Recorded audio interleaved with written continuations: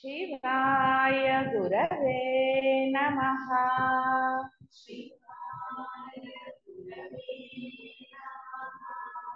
शिवाय गुरवे नमः।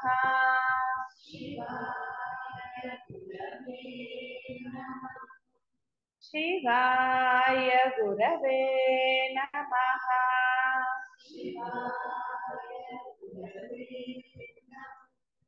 शिवाय गुरवे नमः।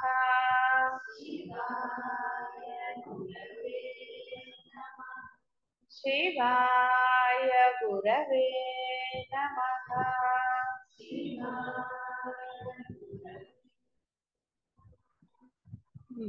వశిష్ఠుల వారు ఇంకా చెప్తున్నారు, సమాధి సమయంలో నాకు కనిపించే జగత్తులు, స్త్రీ మొదలైన దృశ్యమే కాదు, బుద్ధికి గోచరమయ్యే ఈ సమస్త జగత్తు కూడా నిర్మలమగు చిత్ ఆకాశ రూపమే అయి ఉన్నది. ఇందులో ఏమాత్రము సందేహం ఉండవలసిన పని లేదు. ఈ జగత్తు నిశ్చయముగా చిన్మయమై విషయరహితమై చిత్ స్వభావం యొక్క స్వరూపమై ఉన్నది. స్వయముగా చిదాకాశమే ఇలా భాషిస్తోంది. ఇందుకు ప్రమాణము స్వప్న శరీరం యొక్క కళ్ళు, కాళ్ళు, చేతులు మొదలైన వాటి సత్తకు నీకేమి ప్రమాణము? స్వప్నము యందు దేహాదుల సత్తా ఎట్లా కలదో అలాగే మన ఈ జగత్తు యొక్క సత్తా కూడా అట్టిదే. స్వప్న జగత్తు ఎట్టిదో ఈ జాగ్రత్త జగత్తు కూడా అట్టిదే. జాగ్రత్త సత్తా ఎట్టిదో స్వప్న సత్తా కూడా అట్టిదే. అజ్ఞాన కారణం చేత అసత్తు అగు నామరూపాదులు సత్తాను పొందినట్లు అనిపిస్తాయి. అంతే చమత్కారంగా నిర్విషయాత్మ తత్వమగు సత్తు అంటే ఆత్మతత్వము చిదాకాశం అసత్తుగాను అప్రసిద్ధమైనదిగాను అజ్ఞానం చేత అనిపిస్తుంది. స్వప్నంలో భూమిపై నిర్వర్తించే కృషి, మార్గాలలో చేసే ప్రయాణం, పర్వత గుహాదులలో నిద్రించటం మొదలైన సర్వ స్వప్న వ్యవహారముల చిత్ ఆకాశ రూపమే అయినట్లుగా ఈ జగత్తులో కూడా నీవు, నేను, ఆ స్త్రీ, ఈ జగత్తు తదితర సమస్తం కూడా చిదాకాశ రూపమే. స్వప్నంలో కనిపించిన యుద్ధ కోలాహలాలు, రాకపోకలు మొదలైనవన్నీ వాస్తవానికి లేకపోయినప్పటికీ మనుజులకు స్వప్న సమయంలో వాస్తవమైనట్లు అనుభవం అవుతోంది కదా. అలాగే ఈ జగత్ సమూహములలో ఈ ఈ ఇంద్రియాలు అంటే ఎన్ని ఇంద్రియాలు ఉన్నాయి కదా ఒక్కొక్కళ్ళకి, ఈ విషయాలన్నీ కూడా అనుభవం అవుతాయి. స్వప్నమందలి ఆ దృశ్య వైచిత్ర్యం దేని వలన అని ఎవరైనా అడిగితే దానికి సమాధానం ఏముంటుంది? జీవునకు జగత్ అనేది ఎందుకు ప్రాప్తిస్తోంది అనే ప్రశ్న అంతగాను అసమంజసమే. ఎందుకంటే ఈ జగత్తు విషయంలో కూడా స్వప్న అనుభవ స్థితి తప్ప ఇక్కడ అన్యమైన కారణం ఏది అవాచ్యమై చెప్పుటకు ఏమీ లేదు. ఏమని చెప్తారు? జగత్తు ఉందా అలా అంటే, నువ్వు ఉంది అనుకుంటే ఉంది, లేదు అనుకుంటే లేదు, అంతే కదా. నిన్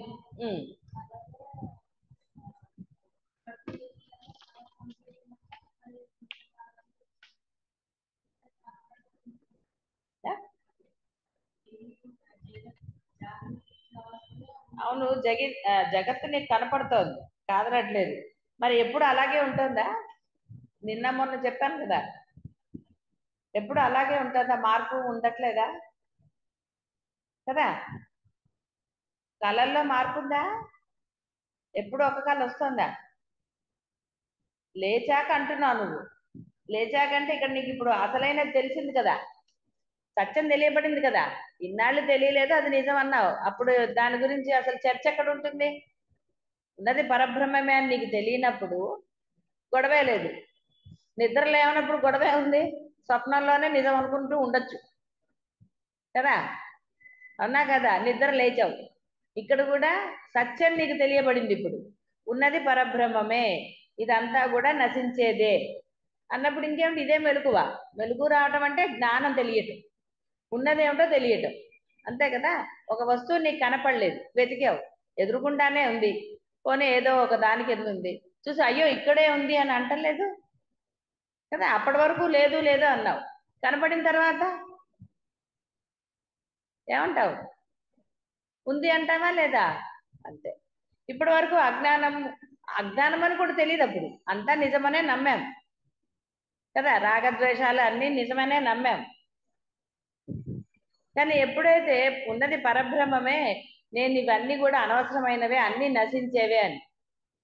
మొదట్లో ఉన్న ప్రేమ ఇప్పుడు ఉందా? పిల్లాడు పుట్టినప్పుడు ఉన్న ప్రేమ పిల్లాడు పెరుగుతుంటే ఉందా? తగ్గట్లేదు.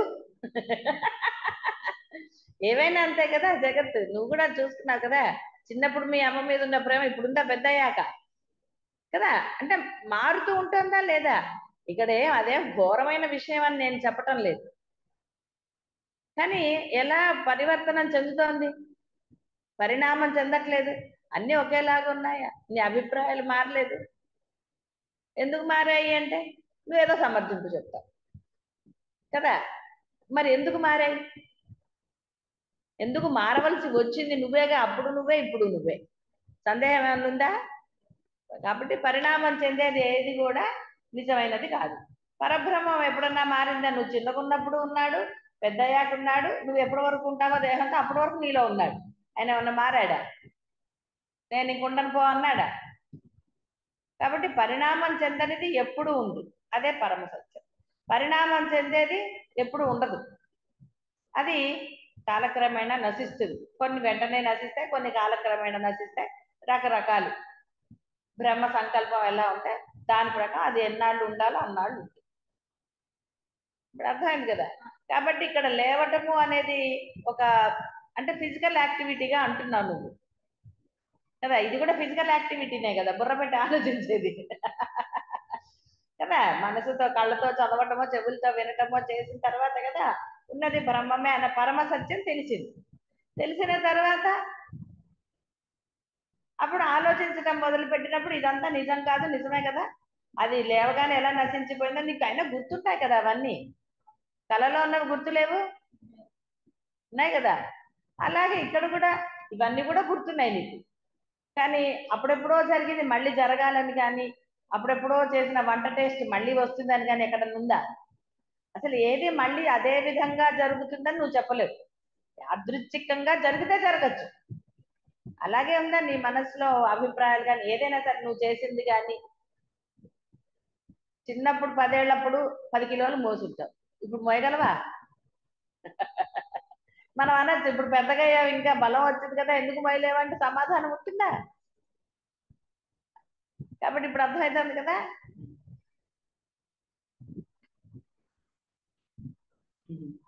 స్వప్నంలో నాకు ఎందుకు అలా కనపడిందని ఎవరైనా అంటే ఏం చెప్తాం? నీ బాబు నీవు అలా దానిని అంటే నువ్వు ఎలా చూస్తావో అది అలాగే కనపడుతుంది. స్వప్నం అంతా కూడా ఏం చెప్తారు? నీ భావనలే, బాహ్యంలో నువ్వు చేయలేని పనులన్నీ అక్కడ చేస్తావని, నీ కోరికలు అక్కడ స్వప్నంగా కనపడతాయని అని ఏదో చెప్తారు. కానీ నిజంగా మరి అందరికీ స్వప్నాలే వస్తున్నాయా? అందరికి ఒకలాగే ఉంటున్నాయా? అలా లేదు. కొందరు కళలు నిజం అవుతాయి కదండి అంటే అది యాదృచ్ఛికం మాత్రమే. అందుకే ఈసారి వీడి గోలు ఎందుకని స్వప్న శాస్త్రం పెట్టేశారు. పొద్దున్న రావాలి, ఎప్పుడంటే అప్పుడు వస్తే పైత్యం. పైత్య కళలు నిజం అవ్వవు కదా. అందుకని అవన్నీ చెప్పారు. ఎప్పుడో తెల్లారుజామున రావాలి అని. అప్పుడు నేను కళ్ళు మూసి పడుకుంటే అవి నిజం అవుతాయని చెప్పి పడుకుంటే నిద్ర వస్తుంది? రాదు. భావన ఉంటుంది అంతే కదా, తప్ప ఏదన్నా ఉంటుందా? ఏది జరగదు. కాబట్టి స్వప్న శాస్త్రము ఇలా పెట్టాడు కాబట్టి అవి నిజమవుతాయని చెప్పి ఇప్పుడు కూడా పడుకుని నేను బ్రహ్మం అయిపోతాను అని చెప్పి కలగనుకుంటే కదా నిజం అవ్వాలి కదా. మరి అప్పుడు కష్టపడకుండా ఎంత బాగుంది. ప్రతిరోజు ఆ బ్రహ్మ ముహూర్తంలో పడుకుని నేను బ్రహ్మం అయిపోయానని కలగందాం, ఇలా కూర్చున్నాను నేను అదే ఏమన్నా కళలు కన్నారు అనుకోండి, అవి నిజం అవుతాయా? అవ్వవు కదా. అని చెప్తారు అంతే స్వప్న శాస్త్రం. ఎందుకంటే జీవుడు ఏదో ఒక ధైర్యం ఇవ్వాలి. వాడు భయపడుతూ ఉంటాడు. ఏమంటే పాము కనపడిందండి అంటాడు. ఏమైంది పాము కనపడితే కళ్ళు నిన్నే కనవలేదుగా? వాడికి భయం. ఎవరు దాని గురించి అంటే వాడికి ఇష్టమైన సమాధానం చెప్పే వరకు వాడు వెయిట్. అందుకని స్వప్న శాస్త్రం అది కోపంగా ఉందా, ఎలా ఉంది, ప్రేమగా ఉందా, పాము ప్రేమగా ఉందా లేదా? పాము ప్రేమగా ఉంటే మంచిదే నాయన, కోపంగా ఉంటే జాగ్రత్తగా ఉండని చెప్తే వాడు అమ్మయ్య అనుకుని వెళ్ళిపోతాడు. కోపంగా ఉందండి అన్నాడు అనుకో, మరి ఇప్పుడు ఏం చేయాలండి అంటాడు, పూజ చేసుకో అని చెప్తాడు. ఎట్లా అట్లా వాడిని దేవుడి దగ్గర పడుకొస్తారు. మరి ఏం చేస్తారు ఇంకా? ఎందుకంటే వాడికి లేకపోతే తోచదు. ఏమంటే అది వెంట పడుతోందండి, కోపంగా ఉంటుందండి, 2-3 రోజుల నుంచి వస్తోందండి అంటే నీ ఎవరు పిలవకున్నారు. పిలవక ఆ పావుని పిలిచి ఎందుకు అట్లా నేను పిలవలేదండి, అది వచ్చింది. సరే వచ్చింది వెళ్ళమను. పడుకునేటప్పుడు కూడా మళ్ళీ పాము వస్తుందేమో అని పడుకుంటాడు వాడు. మరి తలుచుకున్నా కాబట్టి పాము వచ్చింది, ఈసారి 2 వస్తాయి. అందుకని శాస్త్రంలో ఎలా చెప్తారు. మళ్ళీ ఎక్కడికి వచ్చింది, మళ్ళీ దైవం దగ్గరికే కదా వచ్చింది. అందుకని ఎటు తిరిగినా దైవం దగ్గరికి రావాల్సిందే. ట్రాష్ దైవం అన్నాడు అనుకోండి, ఓకే, అప్పుడు నువ్వు భయపడటం ఎందుకు మరి, ఇంకా అంత ట్రాష్ అయినప్పుడు భయపడక్కర్లే. అర్థమైంది కదా.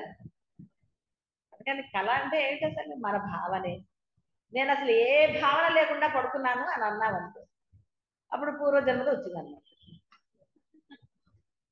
మరి ఇంకేం చదువుతారు. ఏమంటే నేను అసలు అదేమనుకోలేదండి, పుస్తకం చదువుతూ పడుకున్నా అన్నాడు. పుస్తకంలో పాములు వచ్చాయా? వచ్చినట్టున్నాయండి, ఇంకేముంది అంతే. దయ్యం సినిమా చూస్తున్నట్టు అప్పుడు, దయ్యం సినిమా చూసి భయపడిపోయి హనుమాన్ చాలీసా చదువుతున్నాడు దంటగా. భార్య వచ్చి తిట్టింది, ఎవడు చూడమన్నది ఎవడు, మరి హనుమాన్ చాలీసా చదవడం ఎందుకు దయ్యం అని. మరి ఎందుకు చెప్పు, భయపడుతూ చూడటం. జోక్స్ ఉంటాయి, వాళ్ళ ఐడియాస్ మెచ్చుకోవాలి.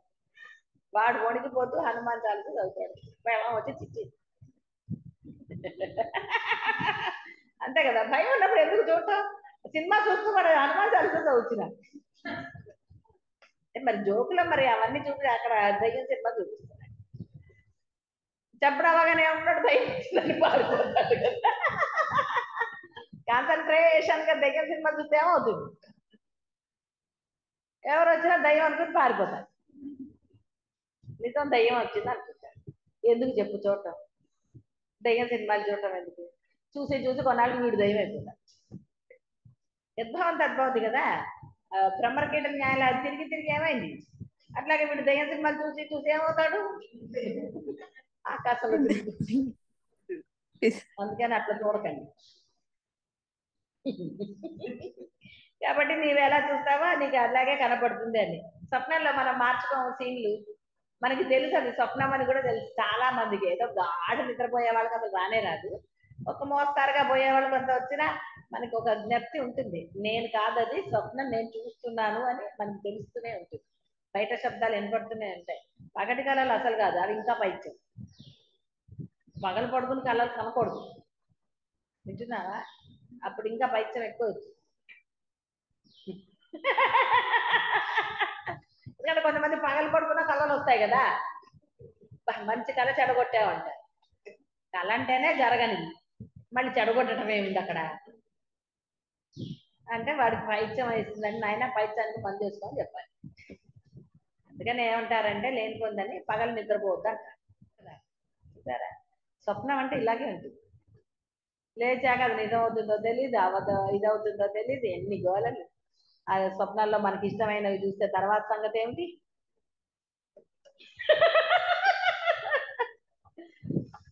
కానీ జాగ్రత్త కూడా అదే, జాగ్రత్తలో కూడా ఎన్ని చూడటం లేదు. పక్క వాళ్ళ నెక్లెస్ నచ్చిందా, చీర నచ్చిందా, లేదా వాళ్ళ ఇల్లు నచ్చిందా, వాళ్ళ ఇంట్లో వస్తువులు నచ్చాయి అనుకోండి, మనసు ఎంత ఇదైపోతూ ఉంటుంది కదా. కొనుక్కోవాలా కొనుక్కోవద్దా, కొనుక్కుంటే ఏమైంది అసలు చూసా. స్వప్నంలో గోల ఇక్కడ కూడా ఉంటుంది, జరుగుతుందా. స్వప్నంలో కూడా ఒక్కోసారి ఆర్గ్యుమెంట్ చేయొచ్చు, ఎట్లాగైనా కొన్నారు కదా అని. ఆ స్వప్నంలోనే కొంత ఇక్కడ కొంటారా అనుకుంటారు. అవును, స్వప్నంలో నచ్చితే కొంటాడు, అప్పుడు ఆనందిస్తారు. ఏ స్వప్నంలో కొన్నారు దొబ్బుడా, ఎప్పుడు కూడా కొనండి అంటే ఎన్ని లేవు ఇలాగా. ఎంత తలకాయ నొప్పి కదా. బాహ్యంలో కూడా అంతే కదా, కళలోనే కాదు, కళలో కొన్ని డిస్టర్బెన్స్లు, ఇక్కడ కూడా అంతే కదా. అన్ని జరుగుతాయా మనకి, అనుకున్నవన్నీ. ఏదో అనుకున్నాం, వచ్చి తోముతుంది అనుకున్నారు, తోమిందా మీరే తోముతుంది. ఎందుకు చెప్పండి, దానికంత ప్రయాస. తోముకునేది ఏదో పొద్దున్న తోముకుంటే పని అయిపోయేది, ప్రశాంతంగా కూర్చునే వాళ్ళ క్లాస్ లో. కానీ ప్రశాంతత ఏది, ఇలాంటివి ఎన్ని రిపీట్ అయ్యాయి 60 ఏళ్ల జీవితంలో, ఎన్నిసార్లు అయ్యి ఉంటాయి. సేమ్ ఇదే రిపీట్ అవుతుంది. ముందు వెనకలుగా డైలాగులు వేరుంటాయి కొంచెం, అది ఇది వేరు కదా.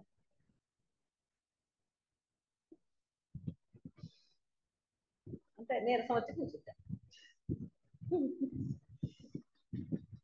కాబట్టి ఇక్కడ ఏమని సమాధానం చెప్తాం? అలాగే ఈ ప్రపంచం యొక్క విషయం కూడా, ఈ ప్రపంచం నాకు ఇట్లా అట్లా కనపడుతోంది ఎందుకు అని అంటే, దానిని నీవు నామరూపాత్మకంగా చూస్తున్నావు కాబట్టి నీకు అలా కనపడుతోంది.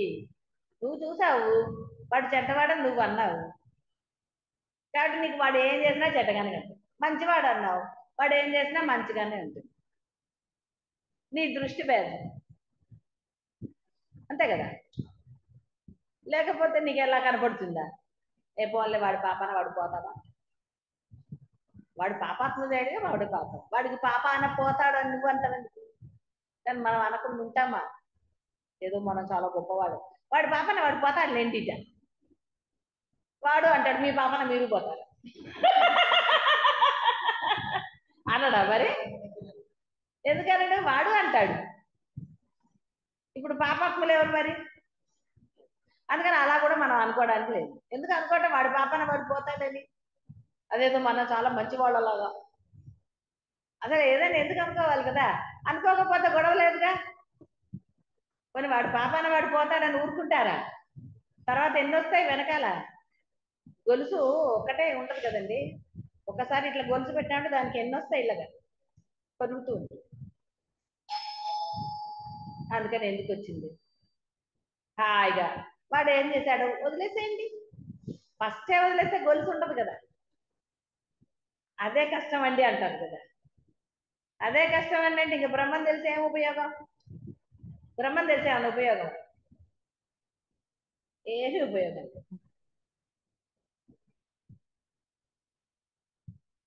ఆత్మతత్వంగా చూస్తే ఇదంతా నిర్మలమగు ఆత్మగానే కనిపిస్తుంది.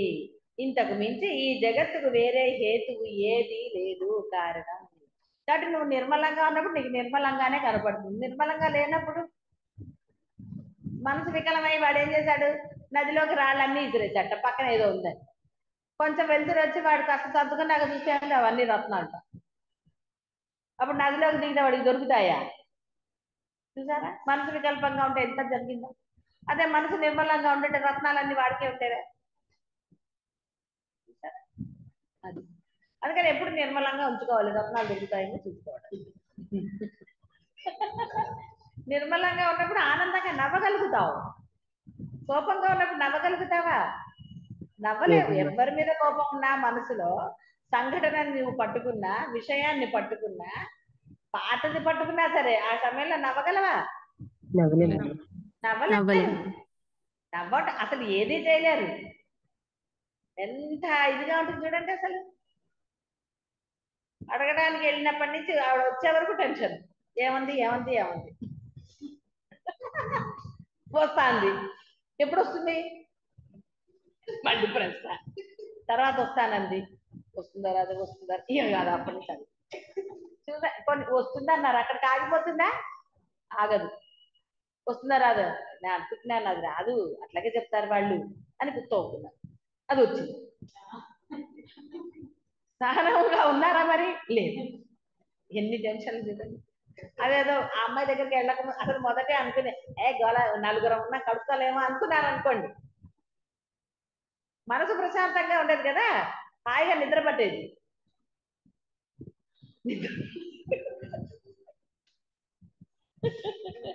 కాబట్టి నిర్మలంగా ఉందనుకోండి, స్ఫురణ కరెక్ట్ గా వస్తుంది, ఏ పని చేయాలో తెలుస్తుంది. లేకపోతే ఎలా తెలుస్తుంది? ఏదో ఒకటి లోపల నుంచి వస్తూ ఉంటుంది కదా. ఈవిడ అనుభవాలు ఈవిడ చదువుతుంది, ఆవిడ చదువుతుంది, ఆవిడ చదువుతుంది, ఈవిడ చదువుతుంది. ఒకడికొకడికి పొంతనుందా? ఏమీ ఉండదు. ప్రథమ సృష్టి మొదలుకొని విరాట్ రూప ఆత్మ అంటే ఆ విరాట్ ఆత్మరూప అంటే ఉన్నది బ్రహ్మమని. మళ్ళీ ఆత్మరూపం అంటే ఆయన ఎవరో, ఆయనకు ఒక ఆత్మ ఉందని అనుకోకండి. ఆత్మరూపం, విరాట్ ఆత్మరూపం వరకు సృష్టి వ్యష్టి మొదలుకొని సమిష్టి వరకు చిదాకాశమే. చిదాకాశంలో తన యొక్క పరస్పర సాపేక్ష చమత్కారం చేత భాషిస్తుంది. అంటే అంతటా సమానంగానే ఉంది, అంతేగాని ఒక చోట ఆయన యొక్క ఇది అంటే ఆత్మస్వరూపం ఏదైతే భాషిస్తుందో ఒక చోట కొంచెంగా, ఒక చోట పెద్దగా, ఒక చోట ఇలాగా అలా ఏం లేదు. మీరు కొంతమందిని ఎక్కువగా ప్రేమించడం, కొంతమందిని తక్కువ ప్రేమించడం చేస్తూ ఉంటారు కదా. ద్వేషం కూడా అంతే కదా, కొంతమందిని ఎక్కువ ద్వేషిస్తారు, కొంతమందిని కొంచెమే ద్వేషిస్తారు కదా. అన్ని అట్లాంటివే కదా చూస్తారు. ఒక్కొక్కసారి ద్వేషం పోతుంది, ఇప్పుడు బాగానే ఉన్నాడు లేదా, ఒక్కోసారి వాడా అనండి. కానీ ఆయన అలా లేడు. అలా ఉన్నాడా? చెడ్డవాళ్ళలో కొంచెమే ఉంటాను అన్నాడా? లేదు మంచి గురుగారు. వాళ్ళలో చాలా బాగా ప్రకాశిస్తాను అన్నాడా? అలా ఉంది. ఎప్పుడు కూడా అంతా సమానంగానే ఉన్నాడు ఆయన. ఏంటి అర్థం కాలేదా? ఉన్నాడా లేదా ఆయన? ఉన్నాడు కదా. మీరు భయపడినప్పుడు ఉన్నాడు, మీ భయం పోయిన తర్వాత కూడా ఉన్నాడు కదా. అలాగే ఉన్నాడు ఆయన, అంతే కదా. ఆయన భయపెట్టారా? అందుకని రాముల వారు అన్నారు, అయితే ఇదంతా స్వప్నం వంటిదే మాత్రమే అంటారా అన్నాడు. రామచంద్ర, నీకు బోధించడం కొరకు మాత్రమే స్వప్న శబ్దాన్ని వాడాను. వాస్తవానికి ఈ దృశ్యం సత్తు కాదు, అసత్తు కూడా కాదు, స్వప్నము కాదు, మరి కేవలము బ్రహ్మమే. అర్థమైందా? చాలాసార్లు చెప్పాను మీకు, స్వప్నం అనగానే స్వప్నంలోనే కూర్చోకండి అని ఉదాహరణ చెప్పాను కదా. చందమామ ఎలా ఉంటుందంటే తెలియని వాడికి ఏమంటారు, ఇదిగోండి ఇలా రౌండ్ గా ఉంటుంది, తెల్లగా ఉంటుందని ఏదన్నా చూపిస్తారు, అట్టముక్కో ఏదో. అంతేగాని అది చందమామ అవుతుందా? వాళ్ళు ఫలానా వాళ్ళు ఎలా ఉన్నారు అంటే ఇలా ఉంది కదా, ఈవిడ ఉంది కదా, కొంచెం ఈవిడ, కానీ ఈవిడికి అలా కాదనుకోండి, కొంచెం అలా ఉంటుంది, ఒడ్డు పొడుగు ఇలా ఉంటుందండి అని చెప్తారు కదా. ఈవిడ కంటే బాగుంటుందంటే ఎంత కోపం వస్తుంది వాళ్ళకు. అలాంటి పదప్రయోగాలు చేయకూడదు కదా. ఈవిడలాగా ఉంటుంది, కాకపోతే కొంచెం వేరుగా ఉంటుందండి అని అంటారు. నిర్మోహం అంటే ఈవిడ కంటే చాలా బాగుంటుందిలేండి అంటారు. అలా అనుకోండి, ఎందుకంటే బాధ పెట్టకూడదు కదా. అలా అంటే మనం ఒక పోలిక చెప్తాం, అంటే ఈవిడలాగే ఉందని చెప్పట్లే, ఈవిడలాగా కొంచెం ఒడ్డు పొడుగు అలా ఉంటుందండి అని చెప్తాం. ఆవిడలాగా చూస్తుందండి అన్నట్లేదు. ఇలాంటివన్నీ. కాబట్టి ఒక నీకు తెలిసిన ఉదాహరణ చెప్పడానికి స్వప్నం వాడారు, ఎందుకంటే అందరికీ స్వప్నాలు వస్తాయి కాబట్టి అది ఎలా అయితే లేదో ఇది కూడా లేదు అని చెప్పడానికి మాత్రమే. కాబట్టి ఇదంతా స్వప్నము లాంటిదే అని నువ్వు భావించడానికి లేదు. స్వప్నం లాంటిదే అంటే నువ్వు స్వప్నం నిజం అనుకుంటావు కదా. స్వప్నం లాంటిదే అంటే నిజం అని, ఎందుకంటే ఈవిడ లాంటిదే అంటే ఈవిడ నిజం కదా. నిజం అంటే మీకు కనపడే నిజం. మళ్ళీ ఆవిడ చూసాక ఎక్కడున్నాయండి పోలికలు అంటే, వాళ్ళ కంటికి అలా కనపడింది ఈవిడలాగా, ఇంకోళ్ళ కంటికి ఇంకోలా కనపడుతుంది. ఇప్పుడు పిల్లలు ఒక్కొక్కళ్ళకి ఒక్కొక్క పోలిక కనపడదు. మీలాగుంది అండి, వాళ్ళలాగుందండి ఏదో అంటారు. నచ్చితే ఓపే, నచ్చలేదు అనుకోండి. ఒకళ్ళతో పోల్చాం అనుకోండి, ఆ పోలిక నచ్చలేదు అనుకోండి, కోపం రాదు. వస్తుంది. మనవరాలని అత్తగారితో పోలిస్తే కోపం రాదు కోడలికి. మళ్ళీ కోడలు కూడా అండి, ఏదైనా నచ్చనివి చేసింది అనుకోండి, చంటి పిల్ల అయినా నచ్చని ఏదైనా చేసా అన్ని ఆవిడ పోలికలే వచ్చాయి. ఇంకోసారి చేసా ఉంటాడు, దానికి ఏం తెలుసు పాపం. ఇలా రకరకాలుగా ఉండవు. అత్తగారికి కూడా అలాగే కనపడతాయి, కోడలు పోలికలు వచ్చాయి. కోడలు చిన్నప్పుడు ఇవి చూసిందా,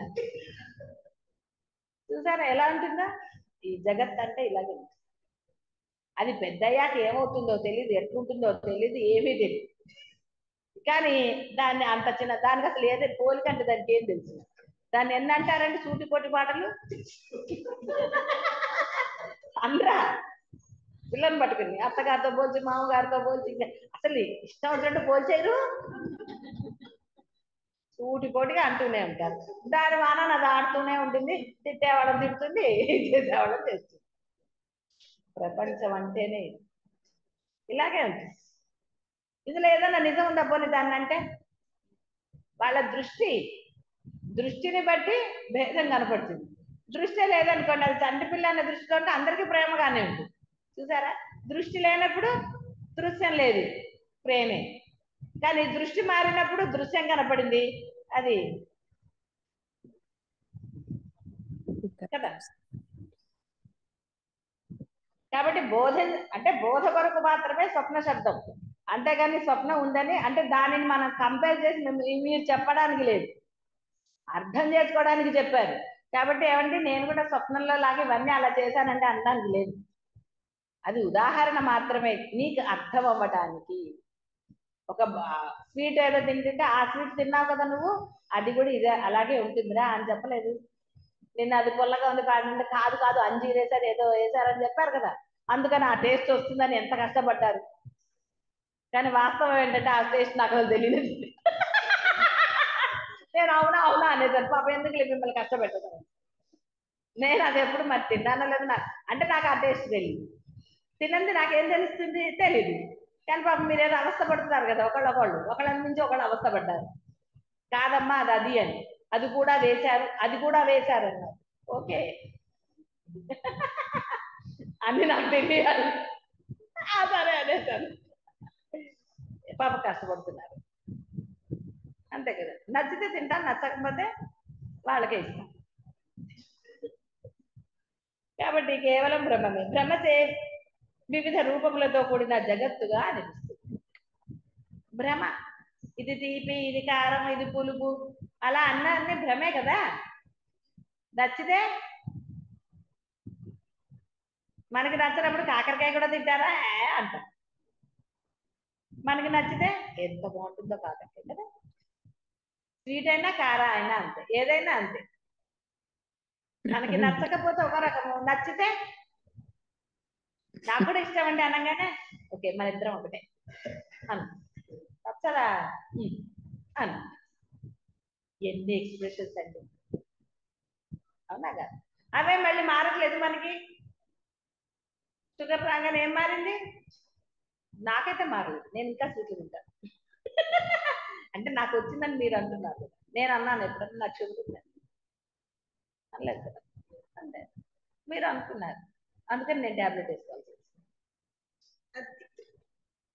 మరి మీరందరూ అన్నారు 50-60 మంది షుగర్ ఉంది అంటే నాకేమవుతుంది, నాకు ఇంకా బాగుంది అంటే వెంటనే సౌదరి అమ్మో అందుకనే వచ్చిందేమో గురువు గారికి నేను అనుకోనట్టుంది. కళలో కూడా అంది ఇక నేను లేదు మర్రు అంటే మీరు ఉండన్నారు కదా అందరు, అన్నారా అనలేదా, మరి మాట్లాడరే, అన్నారా లేదా, ఎందుకు అనలేదు మీరు, టాబ్లెట్ వేసి ఉంటే ఉంది కావచ్చు అనలేదు, వేసుకుంటున్నారా లేదా అని అనలేదు. మరి చూసారా ఇంతమంది అన్నారు కాదు, మీరు అందరు లేదు లేదు అంటే టాబ్లెట్ వేసుకోవాలి.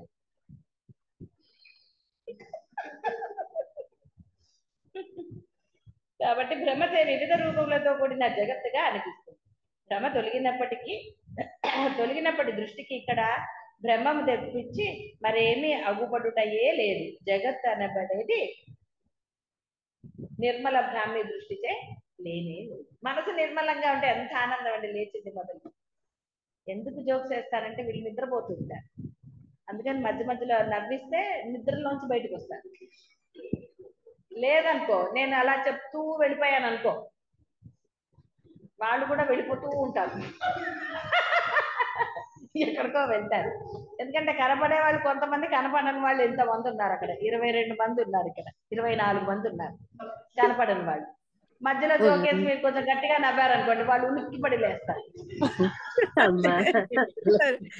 అప్పుడు వదిలి మళ్ళీ కొంచెం వెళ్ళట్లేసి వస్తుంది, ఓ ఇది స్వప్నం కాదు ఇది నిజంగా జరుగుతుంది, బోధ జరుగుతోంది ఇక్కడ అని వాళ్ళు ఎలర్ట్ అవుతారు. అందుకని మధ్య మధ్యలో కొన్ని ప్రాపంచిక విషయాలు మీకు చెప్తూ ఉంటారు. లేకపోతే ఎందుకు, సీరియస్ గా చెప్పుకుంటూ వెళ్ళిపోతే ప్రవచనం అయినా మీరు లేవరు.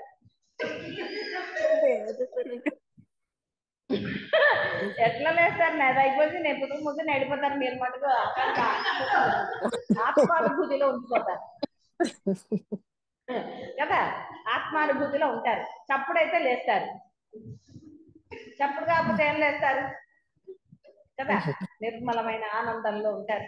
పొద్దున పూట ధ్యానం చేస్తారు కదా, ఒక్కొక్కడు కుర్చీలలో కూర్చుని, స్టూల్ మీద కూర్చుని గోడగా అనుకుని నిర్మల ఆనంద చిత్తంతో ధ్యానం చేస్తూ ఉంటారు.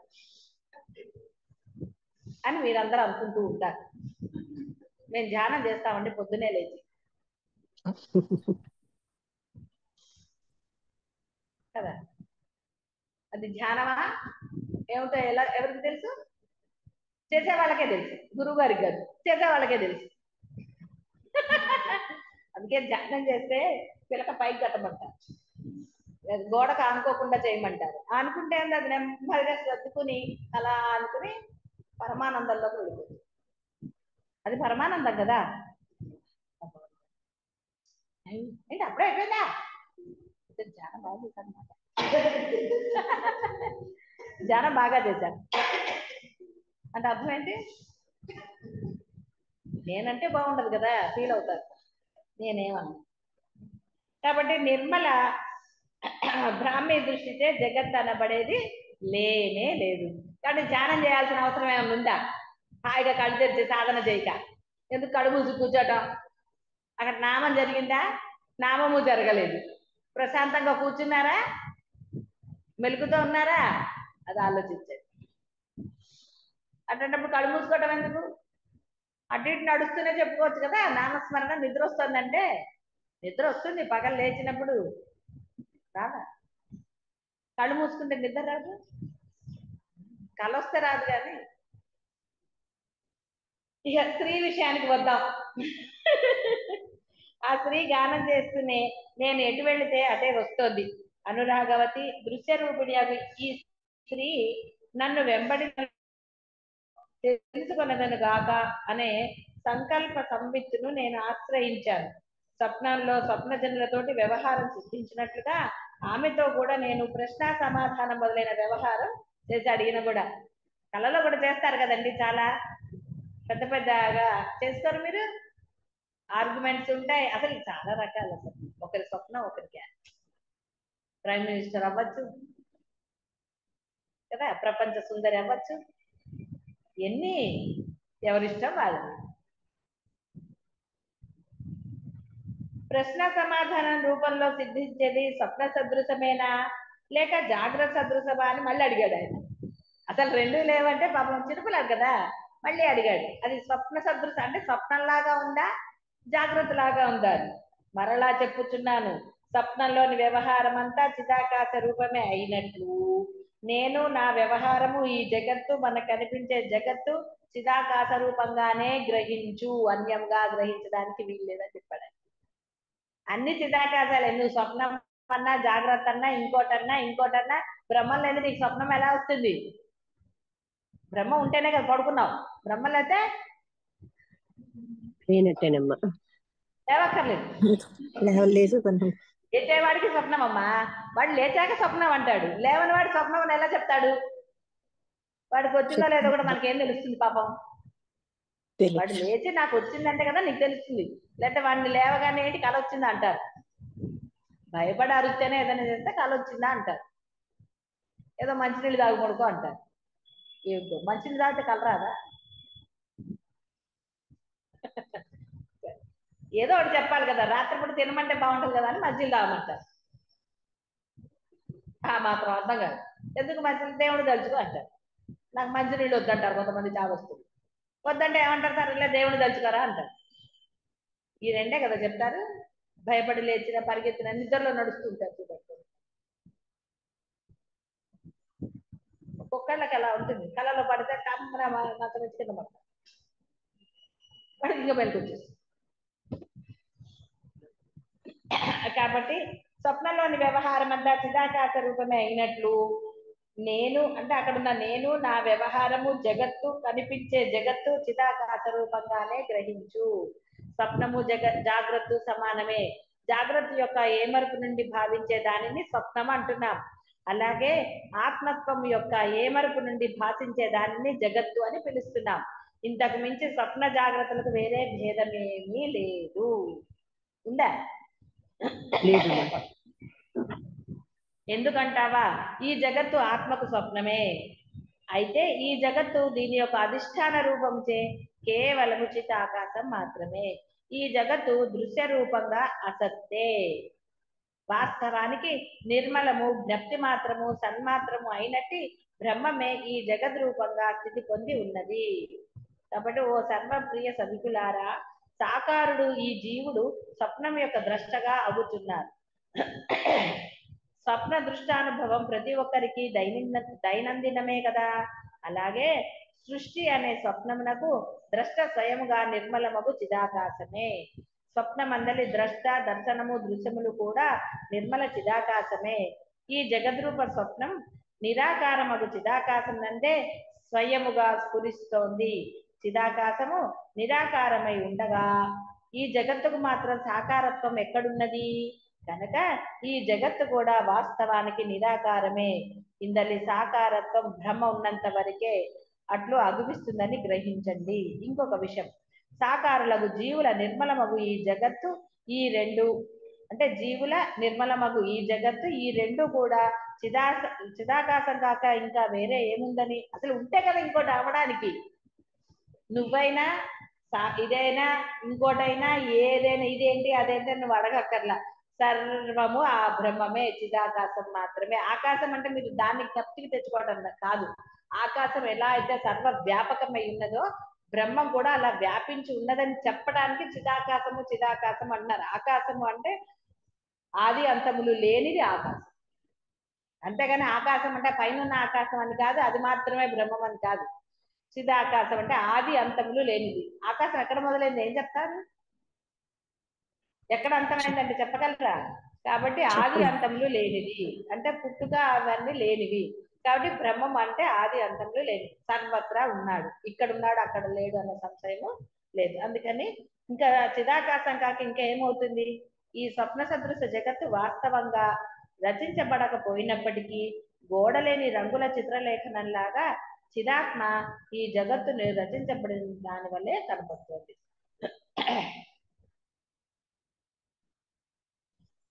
కాబట్టి వాస్తవానికి ఇక్కడ కర్తృత్వము లేదు, భోక్తృత్వము లేదు, జగత్తు లేదు, తదితర ద్వైత భావములు లేవు. కాబట్టి నేను చేస్తున్నాను ఇది నాది అని ఎలా అంటావు?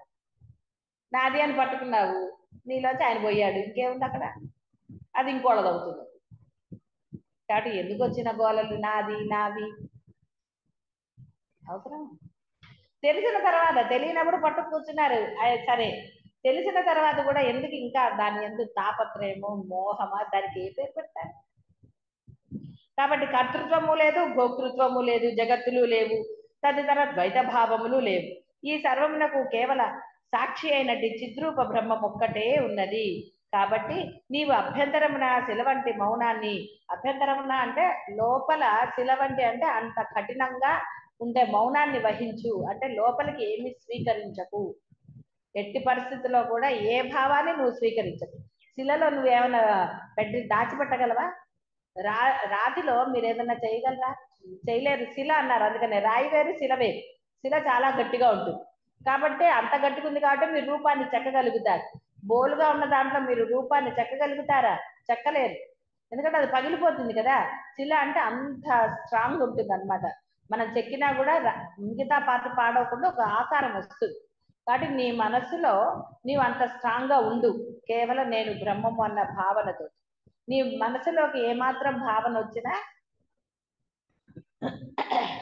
ఇక బాహ్యమందో యథాప్రాప్తములైనట్టి ప్రవాహపతిత కర్మలను ప్రశాంత స్వభావుడవే. ప్రవాహపతిత అంటే ఆ ప్రవాహంలో, అంటే ఆ యొక్క నీకు రాసిన దాంట్లో ఏదొస్తుందో అది చెయ్యి. ఇది ఎన్నిసార్లు వచ్చింది ఇప్పటికి మనకి? యథాప్రాప్తములను ఆచరించన్నారు. కానీ మనం యథాప్రాప్తములను మాత్రమే ఆచరిస్తున్నామా? అనుకుంటాం కొన్ని, ఇక కొన్ని అసలు చెప్పక్కర్లా, మన ఇష్టం కర్మలు. అది అవసరమా మనకి అని ఆలోచించటం. మరి వశిష్ఠుల వారు ఎందుకు చెప్పారు, శంకర్లు ఎందుకు చెప్పారు, కృష్ణ పరమాత్మ ఎందుకు చెప్పాడు అని ఒక ప్రశ్న వేసుకుంటారా? వేసుకోండి. ఎందుకంటే ప్రశ్న వేసుకుంటే మన కర్మ మానేయాలి. కర్మ మానేయటం మనకి ఇష్టం లేదు. కాబట్టి ఇష్టం లేనప్పుడు ప్రశ్న ఎందుకు వేసుకుంటాడు? వేసుకోండి. వాడికి ఇష్టమైంది ఏదో అదే ప్రశ్న వేసుకుంటాడు తప్ప వేరే ప్రశ్న ఎందుకు వేసుకుంటాడు? అందువల్ల కర్మలు పెరుగుతున్నా కొద్దీ అనుభవించక తప్పదు. అప్పుడు జ్ఞానం ఎలా సిద్ధిస్తుంది? ఉన్నదే జ్ఞానం అని చెప్తూ ఉంటే. కాబట్టి శిలవంటి మౌనాన్ని అవలంబించు. బాహ్యమందో యథాప్రాప్తములైనట్టి ప్రవాహ పతిత కర్మలు మాత్రం చేయాల్సి వచ్చింది చెయ్యండి. అక్కర్లేనప్పుడు ఎందుకు చేయటం తీరిగ్గా కూర్చుని? ఇక్కడ చేస్తున్నామని ఇంట్లో చేస్తున్నారా? ఇక్కడ యథా తప్పదు, ఇక్కడ కొన్ని చేసుకోవటం పనులు, అక్కడ కొన్ని పనులు తప్పు. కాబట్టి అక్కడవి చేయండి, ఇక్కడవి ఇక్కడ చేయండి. అంతేగాని ఇక్కడ చేస్తున్నాను అక్కడ, అక్కడ చేస్తున్నాను అని ఇక్కడ చేయగలరా? అక్కడ ఎక్కడ ఉంటుంది? అక్కడ రమణ మహర్షి ఉన్నాడు, అక్కడ ఆయన రూము, ఆయన ఉన్నాడు అని చెప్పి ఇక్కడ చేసినట్టుగా అక్కడ దండాలు పెడుతున్నారా? ఆయన లేడనే కదా వ్యవహారం చేస్తున్నారు, తోడుతో ఉన్నాడని చెప్తున్నారు. అక్కడ ఒక రూమ్ అనేసి ఆయన రూమ్ లో ముగ్గులేసి అని చేస్తున్నారా? చేయటం లేదు కదా. చెయ్యమని నేనేం చెప్పటం లేదు. అంటే ఎలా అయితే మీ మైండ్ సెట్ అలా ఉందో అక్కడ కూడా యథాప్రాప్తం లేదో అదే చేయండి. ఎందుకు అనవసరమైనవి అన్ని కల్పించుకుని చేసుకోవటం ఎందుకు? ఏ కర్మ అయినా సరే, ఏదైనా సరే ఎందుకు మనం కల్పించుకోవాలి? అనుకుని ఎందుకు చెయ్యాలి? నువ్వు అనుకున్నావంటే ఏదో భావించావు, ఏదో ఆశించావు. ఆశించకుండా అనుకోవటం ఉంటుందా? ఉండదు కదా.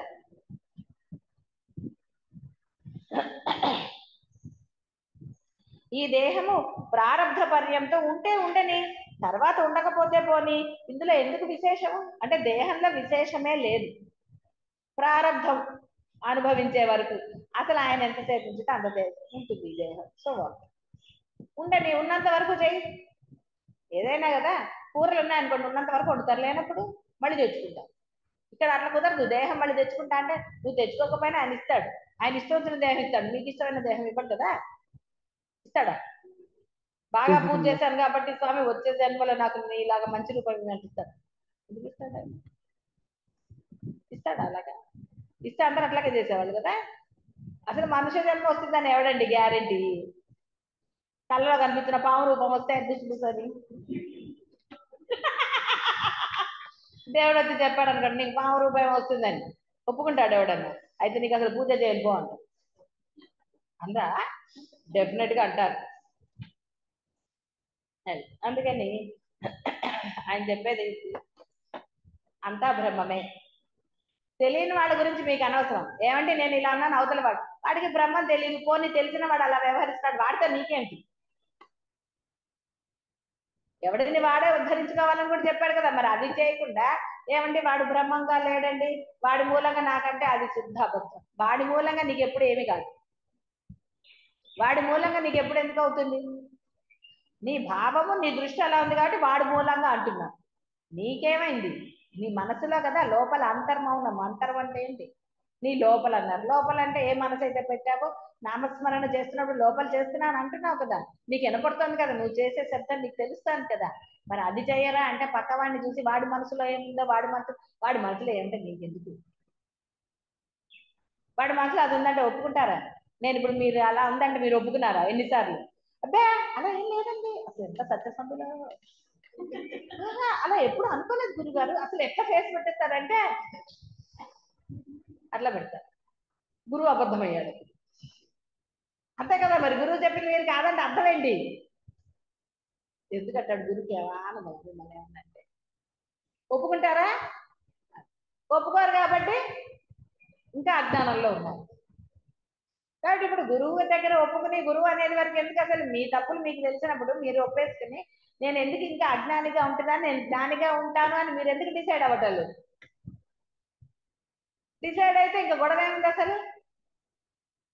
ఇక అప్పుడు గురువు మీ మనసులోది చెప్పక్కర్లేదు, మనసులో ఏం లేదు కదా, ఏం చెబుతారు? ఇంకా చెప్పక్కర్లేదు, మీరు ఆనందంగానే ఉంటారు. వెయిట్ చేయక్కర్లే వాళ్ళ గురించి. ఎవరి గురించి వెయిట్ చేయాలి? వచ్చే వాళ్ళు వస్తారు. అన్ని సామాన్లు ఏం చేసుకుంటాం? వాడుకుంటాం అంతే కదా. అద్దె కడుతున్నారా? కట్టట్లేదుగా, అద్దె ఇవ్వట్లేదుగా మాకు. మరి అట్లాంటప్పుడే మీరు వాడుకుంటే కాబట్టి అందరూ కూడా హాయిగా ఈ జగత్తు భ్రమ అనుకుని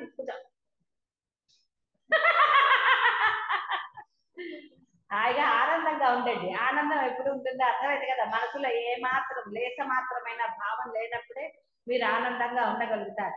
అది పిల్లల విషయమైనా ఇంకోళ్ళ విషయమైనా. పిల్లల విషయంలో అయినా మీరు చేసేది ఏం లేదు, మీరు ప్రయత్నం చేయగలుగుతారు, బాధపడగలుగుతారు. ఎందుకని? దాని బదులు ఆ సమయంలో కూడా మీరు బ్రహ్మంగానే వ్యవహరిస్తే ప్రాబ్లం అనేది చిటికలో సాల్వ్ అవుతుంది. కాబట్టి ఎక్కడా కూడా ఇది నేను తల్లి ధర్మంగా మీరు ఏం చేయాలో అది చెయ్యండి చాలు. బాధపడటం తల్లి ధర్మం కాదు. ఏ ధర్మంలో కూడా బాధపడటం ఉందా? ధర్మంలో బాధ ఉందా? లేదమ్మా. ధర్మంలో బాధ లేదు. ఏది లేదు తల్లి ధర్మంలో. తల్లి కాదు అసలు ఎవరి ధర్మంలో అయినా సరే అలాంటివి లేవు, నెగిటివ్స్ లేవు ఇక్కడ. కాబట్టి నిమిత్త మాత్రంగా సాక్షిగా ఉంటే మీ చేత ఏం చేయించాలో ఆయన చేయిస్తాడు. రమణ మహర్షి మొత్తుకున్నది అదే కదా, ఏం జరగాలో నిన్ను పుట్టించిన వాడెవడో వాడి నీ చేత చేయిస్తాడ్రా అంటుంటే వాడు చేయించేదేంటి నేను చేస్తా అంటున్నాను. వాడు చేస్తే బ్రహ్మాండంగా జరుగుతుందిరా, నువ్వు చేస్తే అవకతవకలు అవుతాయి అని తెలిసినా మళ్ళీ నేను అన్నా. కాబట్టి నేను లేకుండా చక్కగా ఇప్పుడులే కాబట్టి ఆ నేను భావన లేకుండా ఆనందంగా ఉండండి. అనవసరమైన కర్మలు జోలికి వెళ్ళి కర్మలు పెంచుకోకండి. శివాయ గురవే నమః.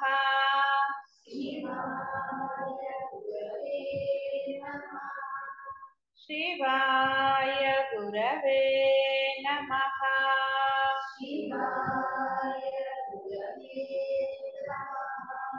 శివాయ గురవే నమః.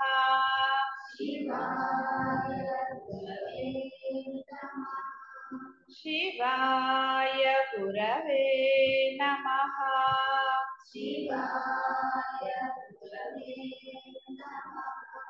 శివాయ గురవే నమః.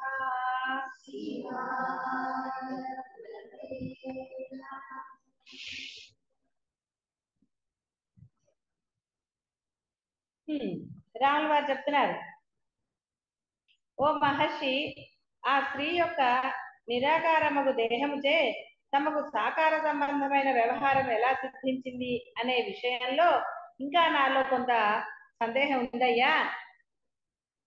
ఎందుకంటే నిరాకారంలో జిహ్వ లేదు కాబట్టి ఎలా పలుకొచ్చిందని ఆయన చెప్పినా కూడా, ఎందుకంటే ఇంకా మీరందరూ కూడా అంతే కదా, ఉన్నది బ్రహ్మమే అని తెలిసి అనుభవాలు వచ్చి అనుభూతులు కలిగినా కూడా ఇంకా మళ్ళీ సందేహాలు లేవు, కానీ ఇందులోకి రావటం లేదు. ఎందుకు సందేహం అంటే ఇవన్నీ ఏమైపోతాయో,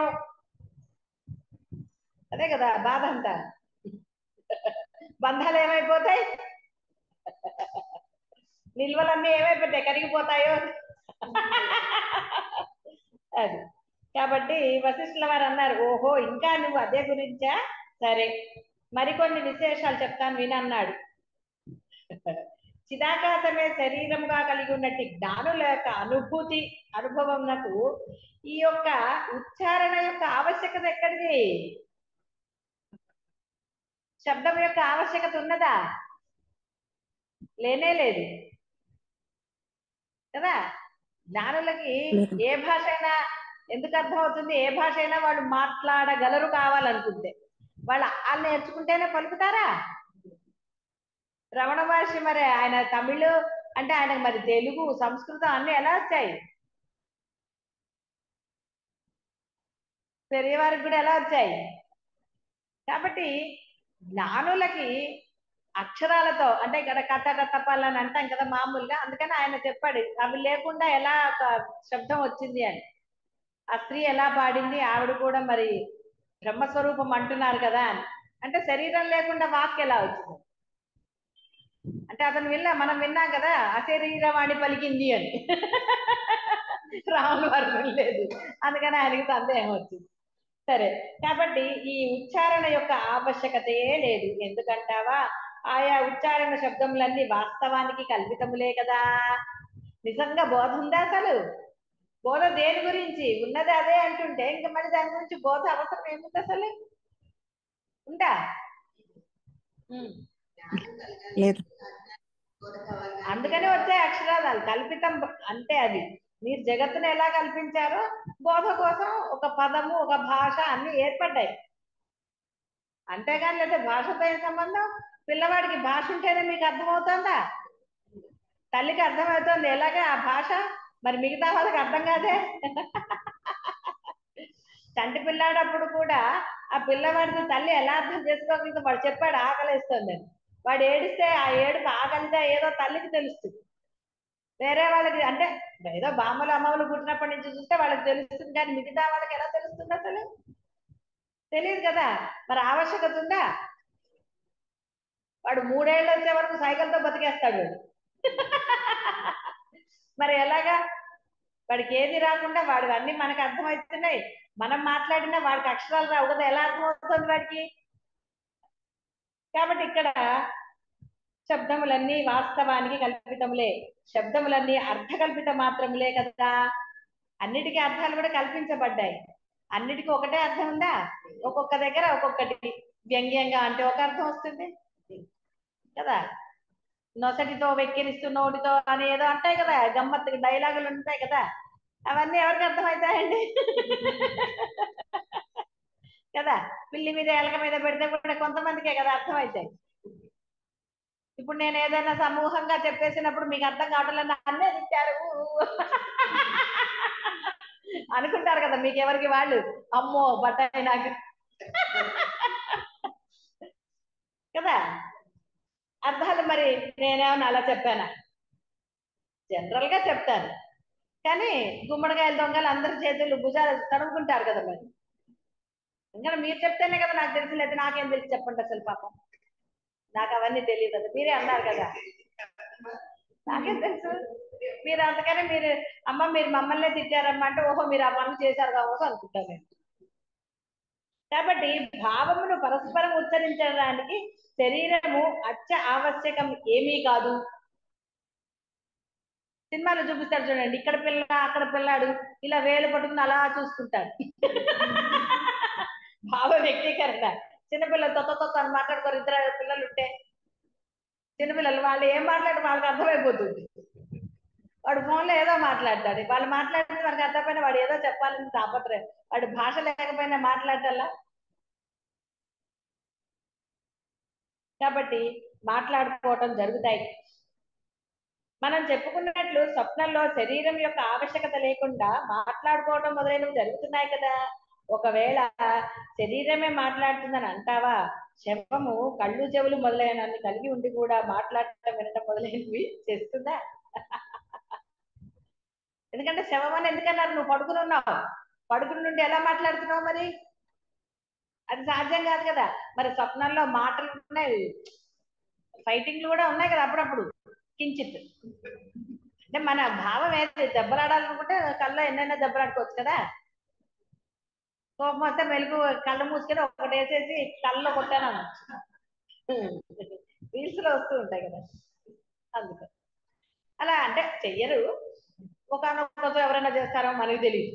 లేదా రీల్స్ కానీ జోక్స్ కానీ ఎందుకు వస్తాయి? ఎవరన్నా చేస్తారు. అలా చేస్తుంటే మీరు ఇక్కడికి రాలేరు కదా పాపం. అందుకని నేను కూడా నాకు ఆ డౌట్ లేదు, మీరు అలాంటి పనులు చేశారని నేను ఏదో కొంచెం యాక్షన్ చేసి ఉంటారేమో కానీ ఒంట్లో బాగాలేదని కదా. అలాంటి చిన్న చిన్న పర్వాలేదు, సరదాగా ఉంటాయి, బాగానే ఉంటాయి, ఇట్స్ ఓకే. అదేం పెద్ద నోరము ఘోరము కాదు కాబట్టి పర్వాలేదు, అందుకని వచ్చారు. కానీ ఇది మరీ ఘోరం కదా. మరి నేరము ఘోరము రెండూను కదా. తెలిసి పాఠమని కొడితే కదా, కొట్టి అయ్యో కొట్టానా నిజంగా కళ్ళు అనుకున్నానే, వాడికి లేని ఐడియా ఇచ్చినట్టుంది పక్క వాళ్ళకి, వాడు కూడా ఇంకో రోజు నిద్ర యాక్షన్ అయితే రెండు కదా. కాబట్టి ఇక్కడ స్వప్నంలో అంటే శవం మాట్లాడుతుంటే ఎక్కడన్నా మాట్లాడదు కదా. మరి స్వప్నంలో నీకు అన్ని ఎలా వినపడుతున్నాయి? కాబట్టి ఇది కూడా అదే. ఇంకా పారిజాతుంది, స్వప్నం ఎంత నిజమో జాగ్రత్త కూడా అంత నిజమా అంటే మీరు నిజం అనుకుంటున్నారా? అది ఎంత నిజమో అంటే అబద్ధమనా? స్వప్నం నిజం ఎందుకైంది? స్వప్నం నిజమనా మీ భావన?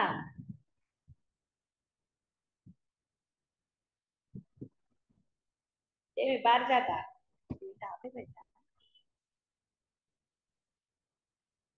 అమ్మ అంటే స్వప్నం నిజం కాదు కాబట్టి జాగ్రత్త కూడా నిజం కాదు అన్నట్టు.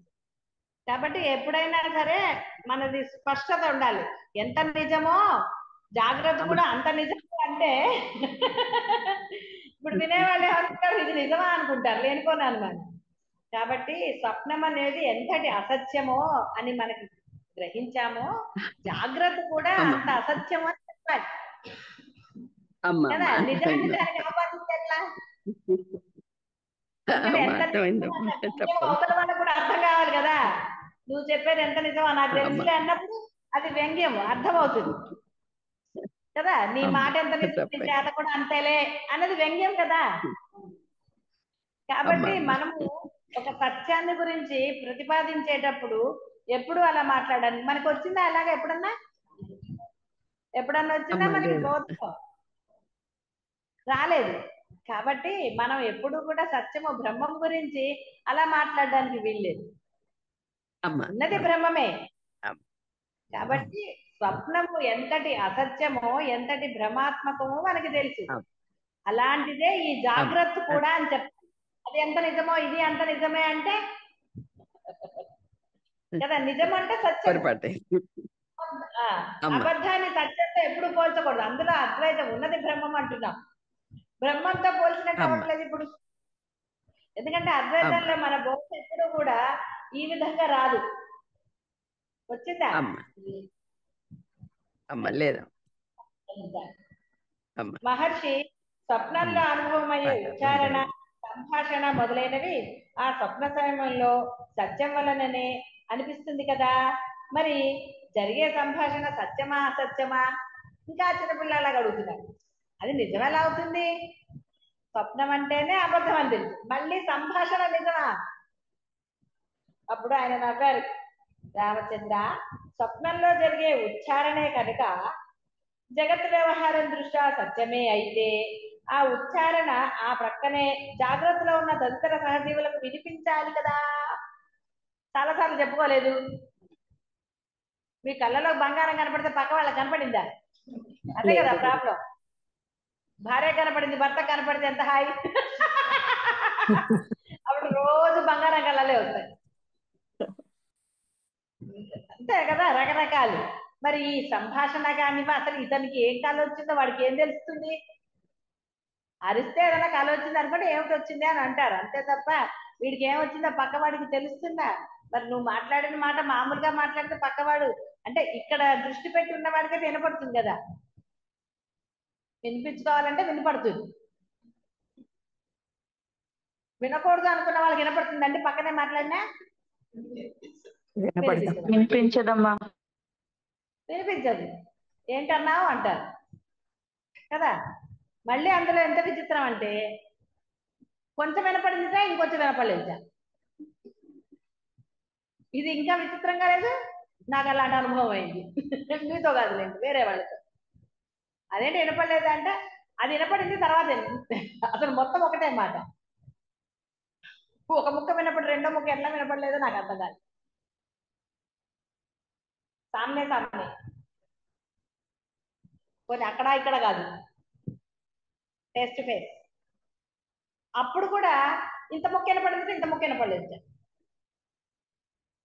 సాధ్యమా ఇది? సాధ్యం అని చెప్పారు. ఓహో అనుకున్నారు. మళ్ళీ వాక్యం చెప్పాల్సి వచ్చింది. మరి అలాంటప్పుడు స్వప్నాల్లో పక్కవాడికి ఎలా వినపడుతుంది? ఎదురుకుండా ఉన్న వాళ్ళకి వినపడకపోతే మిషన్ పెట్టుకుందా? చెక్ చేయదు. ఎందుకంటే ఆవిడ ఎక్స్పీరియన్స్ ఇచ్చింది అనుకోండి, అంటే ఫేస్ లో ఇవి చూపించినప్పుడు అది నిజమైన ఎక్స్ప్రెషనా కాదో నాకు తెలియాలి కదా. అందుకని అదే చిన్నగా నిన్న చూస్తుంది, నాకు తెలియటం లేదు. కాబట్టి స్వప్నంలో జరిగే ఉచ్చారణే కనుక సత్యమే అయితే అప్పుడు పక్కన ఉన్న వాడికి వినపడాలి కదా.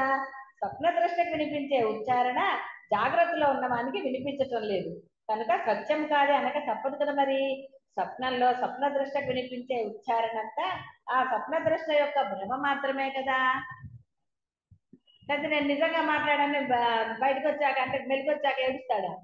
లేదా బాగా అన్నానులే వీడి తిక్క కుదిరింది అంటారా? అసలు తిట్టానండి వాడిని. ఓహో ఎప్పుడు తిట్టామంటే కల్లో లెండి అంటే కనుక నిద్రా స్వభావ బలం చేత కల్పించబడిన చిదాకాశం యొక్క స్ఫురణయే ఆ విధంగా స్వప్నంగా భాషిస్తోందని గ్రహించు. భ్రాంతిచే ఆకాశంలో రెండు చంద్రబింబలు ఉన్నట్లు అనిపించవచ్చు కదా. కళ్ళతోటి సరిగ్గా లేకపోయినా కళ్ళు సరిగ్గా లేకపోయినా ఏవో ఉంటాయి కదా, భ్రమపడుతూ ఉంటారా. తెలిసిన వాడు భ్రమపడతాడా, నా అద్దాలు బాగాలేవని బాగు చేయించుకోవడానికి వెళ్ళాలి. లేదా ఓ కళ్ళకి ఇంకేదో చెప్తాను, 40 ఏళ్ళు దాటాయి అనుకో, 40 ఏళ్ళు కదా చెత్తారం అంటే, తెలీదా? అందుకే 40 ఏళ్ళ తర్వాత కళ్ళజోడు వస్తుంది, చెత్వారం. 40 దాటినప్పటి నుంచి కళ్ళకి ఇది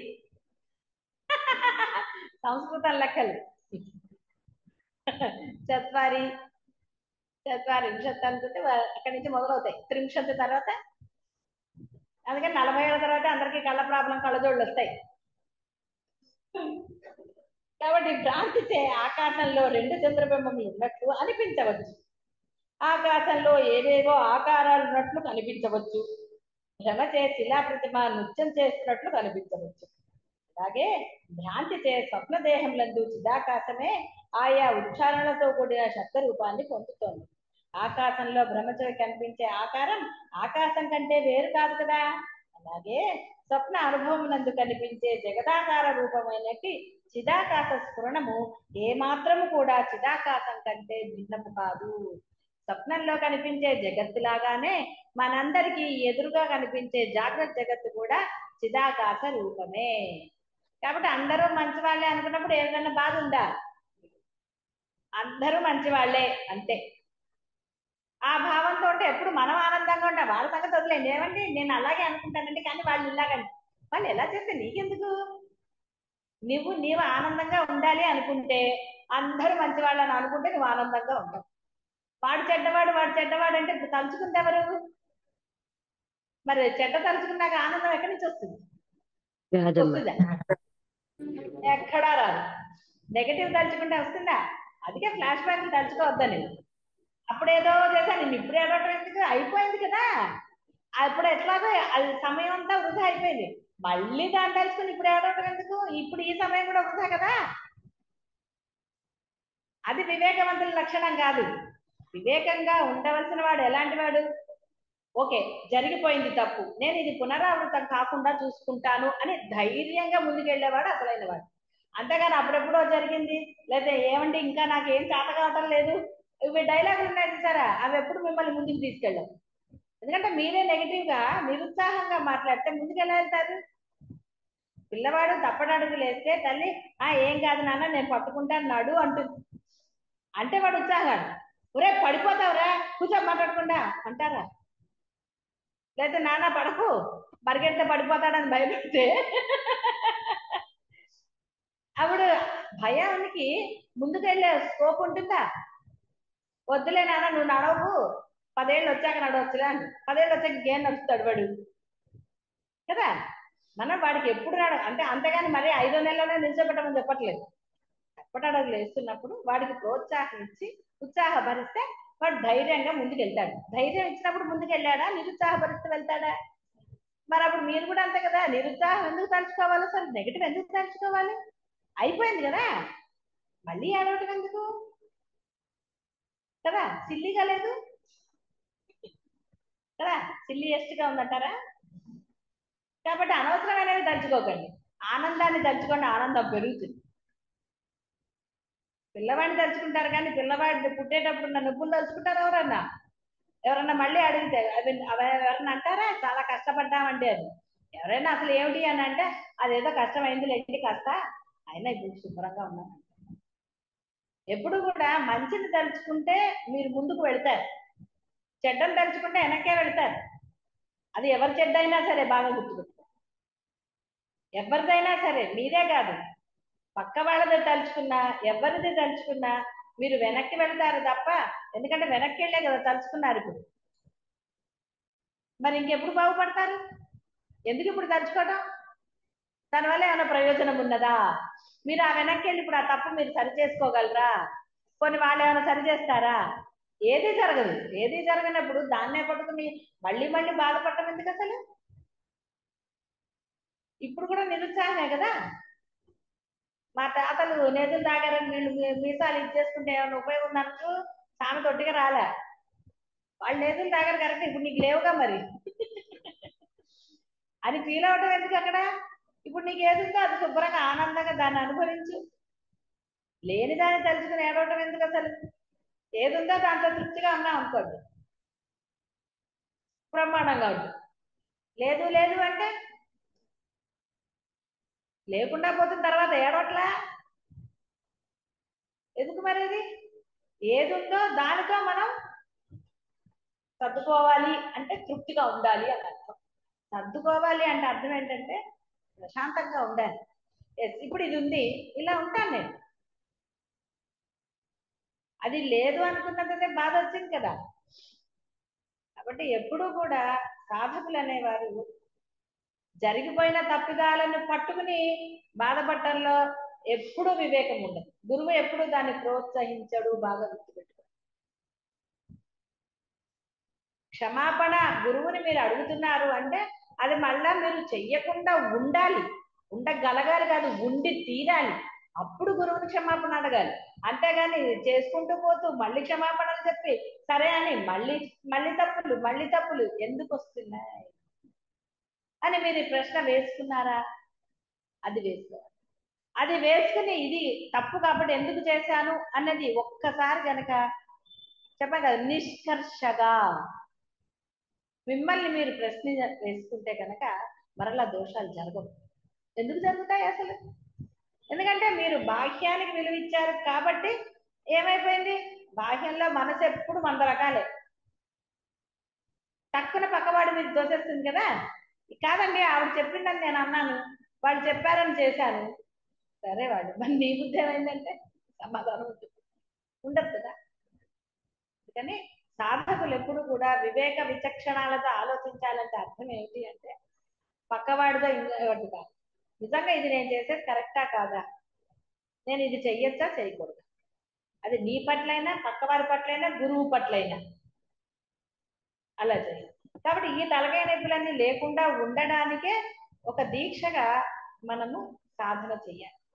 అప్పుడు ఇవన్నీ కూడా చాలా సహజంగా, అంటే నెగిటివ్లన్నీ సహజంగా పోతాయి, ధైర్యం సహజంగా వస్తుంది, అప్పుడు దోషాలు చెప్పాలి.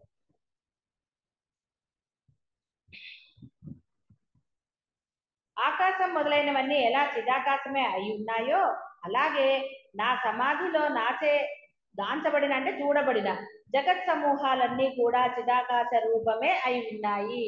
అనగా ఏ జగత్ అయితే సత్యంగాను స్థిరంగాను మనోహరంగాను మనకందరికీ ఎదురుగా భాషిస్తోందో అట్టి ఇదంతా చేతనమైన చిదాకాశమే ఈ విధంగా స్థితి నుండి ఉన్నదని గ్రహించు. మళ్ళీ ఒక సందేహం వచ్చింది ఆయనకి, రాముల వారికి, మరి ఈ జగత్తు స్వప్నం వంటిది అంటున్నారు కదా, అయితే స్వప్న రూప మాత్రమైన ఈ జగత్తు జాగ్రత్త స్వప్న రూపంగా ఎట్లా అయింది? ఇదంతా అసత్యమే అయినప్పటికీ సత్యం వలె ఈ కళ్ళు మొదలైన వాటికి విషయమై ఎందుకు భాషిస్తోంది అని అడిగారు. సరే మీరు కూడా ఈవిడ కూడా అడిగింది, ఎందుకు భాషిస్తుంది అంటే నేనుతో వ్యవహరిస్తున్నావు కాబట్టి భాషిస్తుంది, అంతే కదా. బురద ఉందనుకోండి, ఇప్పుడు ఇంతకుముందు బురద ఉంది, తప్పనప్పుడు నడిచారు అవునా, ఇప్పుడు రోడ్డు వేసాడు, రోడ్డు వేసి అక్కడ బురదలోంచి నడుస్తారా? బురద లేదని ఫీల్ అవుతారా? లేకపోతే అబ్బా నడిచామని అవన్నీ గుర్తు తెచ్చుకుంటామా? ఏదో ఒట్టికి ఒకసారి ఎవరికైనా అప్పుడు ఉండేదండి, క్యాజువల్ గా చెప్తాం, అంతేగాని దాన్ని పట్టుకుని వేళాడతారా? కాదు కదా. కాబట్టి ఏది ఎట్లా ఉందో అది, ఎందుకని మార్పులు పొందింది కదా. మరి ఒకటేలాగా ఉందా ఎప్పుడు? అసలు నువ్వే పుట్టినప్పుడు ఎలా ఉన్నావు, ఇప్పుడు ఎలా ఉన్నావు కదా, అన్ని మార్పులు రాలేదు. కాబట్టి పరిణామం చెందేది ఎప్పుడూ కూడా సత్యం కాదు. సత్యం అవుతుందా? ఒక వస్తువు మార్పు చెందుతుంది అంటే అది నశిస్తుందనే కదా అర్థం. ఒక వస్తువు మార్పు చెందుతోంది అంటే అది తర్వాత కాలక్రమేణా నశిస్తుంది. నశించేది ఎప్పుడు ఉండే బ్రహ్మంతో ఎలా పోలుస్తాం? పోల్చడానికే లేదు. బ్రహ్మము నువ్వు పుట్టినప్పుడు ఉంది, సృష్టి పుట్టినప్పుడు ఉంది, పుట్టక ముందు కూడా ఉంది, ఆయనే చేశాడంటున్నా. ఆయన ఎవరో మనకు తెలియకపోవచ్చు, కానీ ఉన్నది అదే. ఆ శక్తితోటే నువ్వు మాట్లాడుతున్నావు, వింటున్నావు, చదువు, ఏదైనా సరే నువ్వు చేసే ప్రతిదీ కూడా ఆ శక్తి నీలో ఉండటం వల్ల మాత్రమే. ఆ శక్తిని మనము వ్యవహారం కోసం బ్రహ్మము అన్నాం. ఎందుకంటే దానికి మించిన పదం లేదు కాబట్టి, మనకు తెలిసిన పదాలు. భాష పుట్టిన తర్వాత బ్రహ్మముకి మించిన పదం లేదు కాబట్టి, దానికి మించిన శక్తి లేదు కాబట్టి దానికి బ్రహ్మము అని వ్యవహారం చేస్తున్నాం. దానిని మనము అర్థం అవడానికి బోధలో జ్ఞానము అంటున్నాం. అంతే. భ్రమ చెందేవాడిని అజ్ఞాని అంటున్నాం. ఇది నాది, ఇది నేను చేశాను, నా గొప్పతనం ఇది, ఇలాంటి వ్యవహారం ఎవడైతే చేస్తున్నాడో, అంటే నేను ఐడెంటిటీ, నేను అనే గుర్తింపు కోసం ఎవడైతే తాపత్రయపడతాడో వాడిని అజ్ఞాని అన్నారు. ఎందుకంటే గుర్తింపు కోరుకునేవాడు ఉంటున్నాడా? వాడి గుర్తింపు ఎంతకాలం ఉంటుంది? ఉద్యోగాలు చేసే వాళ్ళైనా టాప్ మోస్ట్ అనుకుందాం, రిటైర్ అయ్యాక కదా. వాడి ఫోటో కూడా అక్కడ ఉండదు, ఉంటుందా? ఎవరైనా అంతే. మీరు వయసులో ఉన్నప్పుడు బ్రహ్మాండమైన వంట చేసి ఉండొచ్చు, ఇప్పుడు చూపు తగ్గిపోయింది. తర్వాత వంటలో ఇది అవ్వదు, మార్పులు వస్తున్నాయా రావట్లేదా? కొన్ని ఎప్పుడు ఒకలాగే చేస్తున్నారా మాస్టర్ చెఫ్లాగా? లేదు చెయ్యరు కదా. లేదమ్మా, లేదమ్మా. కొత్తలు పెట్టుకుంటే చిన్న కొత్తలు ఏమైనా పెట్టుకుంటే కరెక్ట్ గా వస్తుందేమో మనకి తెలియదు, కానీ రోజు ఒక రకంగా వస్తుందా? రానే రాదు. రాదు అని చెప్పి మనం తింటం మానేస్తామా, వండుకోవటం మానేస్తామా, అసలు ఏది మానేశారు? ఏది మానమా? లేదా పరమచర్చ సినిమాని కూడా కష్టపడి చూస్తారు కదా. ఎందుకు అది చూడటం అంటే అసలు ఎందుకు చెత్త అని చూస్తారు. రామ్ చెత్త సినిమా ఎందుకు చూడటం అంటే, అంటే ఎందువల్ల చెత్త సినిమా అయిందో తెలుసుకోవాలి. అందుకని సినిమా చూసుకుని తలకాయ నొప్పి తెచ్చుకోవాలి. అదే చూడకపోతే గొడవ లేదుగా. కానీ చూడాలి, ఏదో అదొక 50 వేషం, ఏదో ఒకటి ఒక్కొక్కళ్ళకి కుర్రకో బుద్ధి లేదు, అలా ఉంటుంది. కాబట్టి ప్రపంచంలో ఏదైతే నశిస్తుందో అది ఎప్పుడు ఉండేదాంతో మనం ఎప్పటికీ పోల్చలేం. అదే అప్పటికి ఎందుకు కనపడింది? అందులో బ్రహ్మం ఉంది కాబట్టి నీకు కనపడింది. అది ఎందుకు కనపడలేదు? అందులో కూడా బ్రహ్మమే ఉంది కాబట్టి ఆయన కనపడదలుచుకోలేదు కాబట్టి కనపడలేదు, అంతే. ఇంకా నీ ఇంతకన్నా నీకు ఏది చెప్పినా నీ బుద్ధికి అర్థం కాదు. ఎలా అర్థం అవుతుంది? కనపడంది ఏది అంటే మీరు చెప్పగలరు ఏం కనపడటం లేదు. ఏమంటే ఇక్కడ ఏమీ లేదని మీరు అనొచ్చు, దాని ఇక్కడ ఏదో ఉందనొచ్చు. కానీ మీరు దాన్ని ఎలా మీరు యాక్సెప్ట్ చేయగలుగుతారా? ఏదో లేండి, ఏదో చెప్తుంటారు అలాగా, ఎలాగో మనకు కనపడలేదు కదా అని అనొచ్చాడు అజ్ఞాని. అజ్ఞాని అనుకున్నాడని జ్ఞాని ఏమన్నా ఫీల్ అవుతాడా? తనకు కనపడేదాన్ని కనపడలేదని ఏమన్నా ఫీల్ అవుతాడు? ఎందుకంటే అజ్ఞానికి ఏం కనపడాలో అవి కనపడుతూనే ఉంటాయి. మీకు కనపడనంత మాత్రాన అది అబద్ధం అవుతుందా? అదే అన్నాడు ఈయన. కాబట్టి స్వప్నంలో అదంతా ఏంటి, నేను చిదాకాశ రూపాన్ని, కాబట్టి నాకు వినపడుతుంది. ఇక్కడ దానికి ప్రత్యేకమైన శక్తి ఏం కావాలి? నీ గుండె ఎలా కొట్టుకుంటుందండి ఏం చెప్తారండి? ఎలా చెప్తారు మీరు? లోపల ఏముంది? ఊపిరి ఎలా పిలుస్తున్నారంటే దానికి ఏమన్నా ఉందా? లోపల యంత్రం పెట్టారా? చెప్పలేదు.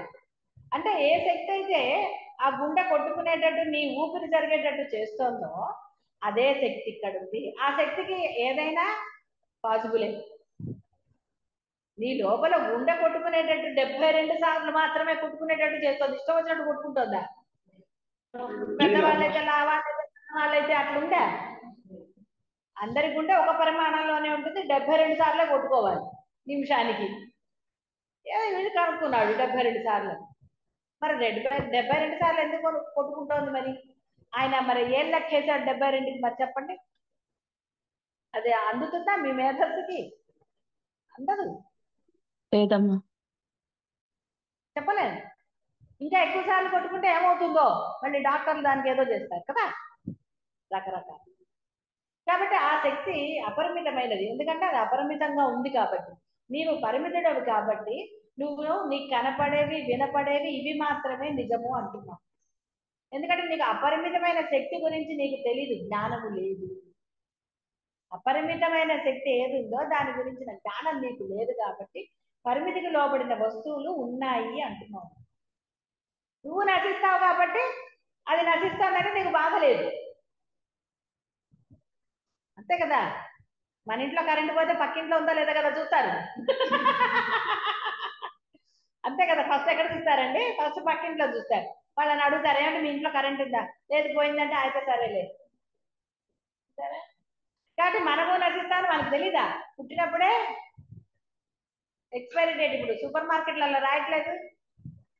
మరి ఇంతకుముందు ఎప్పుడన్నా చిన్నప్పుడు ఎప్పుడన్నా ఎక్స్పైరీ డేట్లు చూసారా మీరు దేనికన్నా? ఎక్కడ ఎక్స్పైరీ డేట్లు లేదు. ఇప్పుడు వీడేం చేశాడంటే వీడి ఎక్స్పైరీ డేట్ మంచి వాటి మీద ఎక్స్పైరీ డేట్ చూస్తున్నాడు. కానీ పుట్టినప్పుడు ఎక్స్పైరీ డేట్ ఉంది కదా నీకు. కాబట్టి నువ్వు ఎక్స్పైరీ డేట్ లేకుండా చేసుకోవాలి అంటే జ్ఞానం, అపరిమితమైన శక్తి ఏది ఉందో దాన్ని తెలుసుకుని దానిలాగా ఉండాలి. తెలుసుకుంటే సరిపోదు. తెలుసుకుంటే సరిపోయింది. ఆ గుండె బ్రహ్మ వల్ల కొట్టుకుంటుంది, అమ్మయ్యా చాలు ఇక నా గుండె ఆగదు అంటారా? అలా అనడానికి లేదు కదా. తెలిసిపోయింది కాబట్టి ఆయన వచ్చి మళ్ళీ పని చేస్తూ ఉంటాడా? ఎంత ఫ్రీ పని వాడేది చెప్పండి. అంటే మీ గుండె కొట్టుకున్నందుకు ఆయనకి ఏమైనా ఇస్తున్నారా మీరు? ఊపిరి తెలుస్తున్నందుకు ఇవ్వట్లే కదా. లేదమ్మా. అది మరి అందుకని అంత ఫ్రీ అయితే మటుకు అలా ఉంటుందా? కాబట్టి తెలుసుకున్న వారు అంటే ఏ అపరిమితమైన శక్తి ఉన్నదో మీలో కూడా ఉంది. అంతటా వ్యాపించిన శక్తి మీలో ఉంది అంటే అర్థమైంది. ఆ శక్తి ఈ శక్తి ఒకటే కదా. మీరు పరిమితంగా ఉన్నారు కాబట్టి ఆ శక్తిని పరిమితం చేసేసి ఇది ఇంతే అనడానికి లేదు. ఇంతే అంటేనే అదే భ్రమ. అరే వెర్రివాడా, ఇది అపరిమితమైనదిరా. నువ్వు పరిమితికి లోబడి ఉన్నావు కాబట్టి ఇది పరిమితం అంటున్నావు. కాదు, నువ్వు ఎప్పుడైతే దీన్ని అపరిమితంగా గ్రహించి నీవు కూడా అలా వ్యవహారం చేస్తావో అప్పుడు నీవు కూడా అపరిమితమైన శక్తిని పొందగలుగుతావు. అదే జ్ఞానులు అన్న ఏ పేర్లు పెట్టుకున్నా. అర్థమైంది కదా. ఇప్పుడు కష్టపడి చెప్పాను. కాబట్టి పరిమిత దృష్టితో చూసినప్పుడు ఇంకా అతనికి ఆ బ్రహ్మత్వం సిద్ధించలేదు కాబట్టి రాముల వారికి పరిమిత దృష్టి ఉన్నవాడు కాబట్టి అతనికి ఆ సందేహాలు వచ్చాయి. అది ఎలా కుదురుతుంది స్వామి అని మనకి తెలుసు కాబట్టి సినిమాల్లో చూసాం కదా. మనం చూసాం కాబట్టి మనకి సందేహం రాదు. సినిమాల్లో చాలా చూస్తారు కదండి. అశరీరవాణి అని కూడా విన్నాం కదా ద్వాపర యుగంలో. ఆ కథ విన్నాం. సినిమాల్లో కూడా వెనక నుంచి ఎవరో మాట్లాడుతున్నట్టుగా దేవత చూడండి ఇట్లా ఇట్లా బ్లింక్ చేస్తుంటాడు, చేసేస్తే అది మాట్లాడేస్తుంది కదా. విగ్రహం, దేవతా విగ్రహం మాట్లాడలేదు. సినిమాలో చూశారు కదా. దయ్యం పట్టిన వాళ్ళు ఒకలాగా రకరకాలన్నీ సినిమా నాలెడ్జ్ కాబట్టి మనకు అనుమానం రాదు.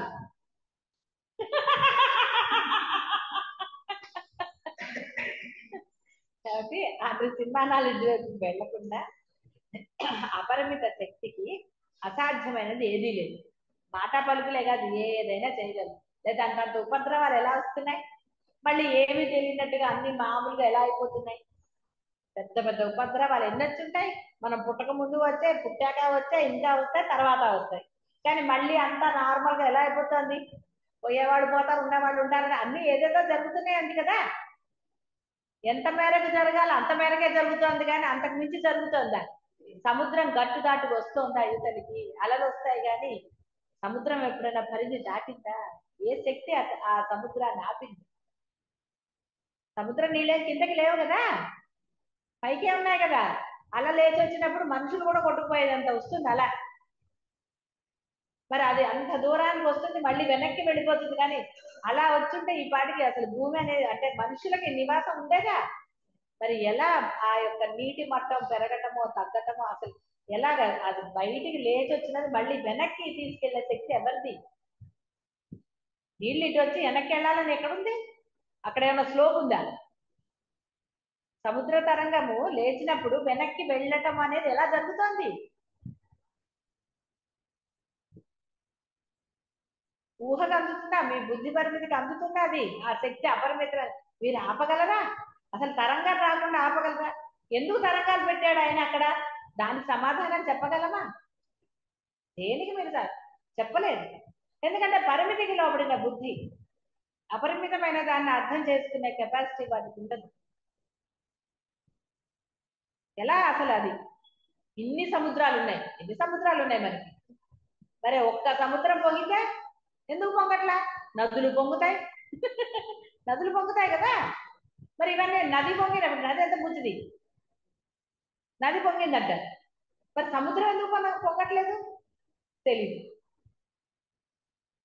ఎంత పెద్దది. మళ్ళీ సముద్రము నది కలిసినది అక్కడ చూపిస్తారు మనకు ఒక దగ్గర. కానీ మరి నది సముద్రం అయిపోలేదే. సముద్ర పరిధి సముద్రానికి ఉంది, నది పరిధి ఎలా ఎలా సాధ్యం? నీరు ఒకదానికోటి కలిసిపోవాలి కదా. మనకి స్పష్టంగా తెలుస్తుంది సముద్రము నది రంగులు తేడా. కానీ ఈ సముద్ర నీరు అంతా అటు కొట్టుకోవాలి కదా. మరి ఎందుకని అవ్వట్లేదు చూడండి, ఏది శక్తి అది? మరి ఆ శక్తి ఎక్కడిది? ఆ శక్తి తెలిస్తే సందేహాలు ఉంటాయా? ఉండవు. శక్తి తెలియకపోయినా మనకేం రావనుకోండి, ఎందుకంటే మనకి సినిమాలు చూసాం కదా, ఏదో ఉంది మనకి ఇప్పుడు తెలిసింది. కాబట్టి మీరే ఫీల్ అవ్వక్కల సందేహాలు రావట్లేదు. ఆయనకు వస్తున్నాయిగా, ఎవరికో ఒకరికి వస్తున్నాయి కదా. సరే, ఆయనకు తెలియదు అపరిమితమైన శక్తి, మీకు కొంత బోధ ముందే జరిగింది కాబట్టి మీకు తెలుసు, అంతే కదా తేడా. పాపం రాముడు అమాయకుడు. అదే కదా మనం చెప్పుకుంటాం. ఏంటి సమయం అయిపోయిందా? ఓ 7:30. లేదు.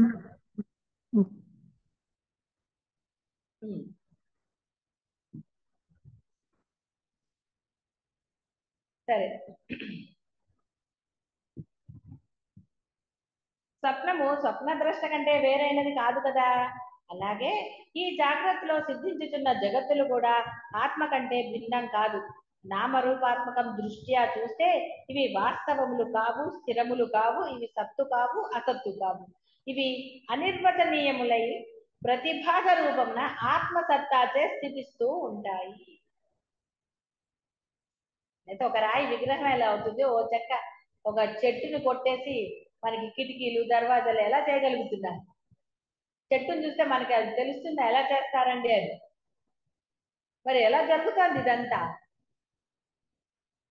అలా ఎలా జరగాలి అసలు? అలానే ప్రతి చెట్టు మనకు అవుతుందా? అది అవ్వదు కదా.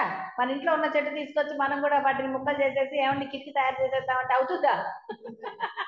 గారు అవ్వదు. పెద్ద పెద్ద దొంగలు తెచ్చుకుని మనం కూడా రోడ్డు మీద ఉంటే తెచ్చేసి ఒక కిటికీ చేసేసుకున్నాం అంటే అవుతుందా? మరి కొన్నిటికి ఏంటంటే ఇక్కడ చలేస్తే ఐస్ వస్తే మనం అక్కడ ఐస్ లోనే ఉంటారు వీళ్ళందరూ, ముసుగులు వేసుకుని ఐస్ లో ఉంటారు కదా వీళ్ళందరూ దేశాల్లో.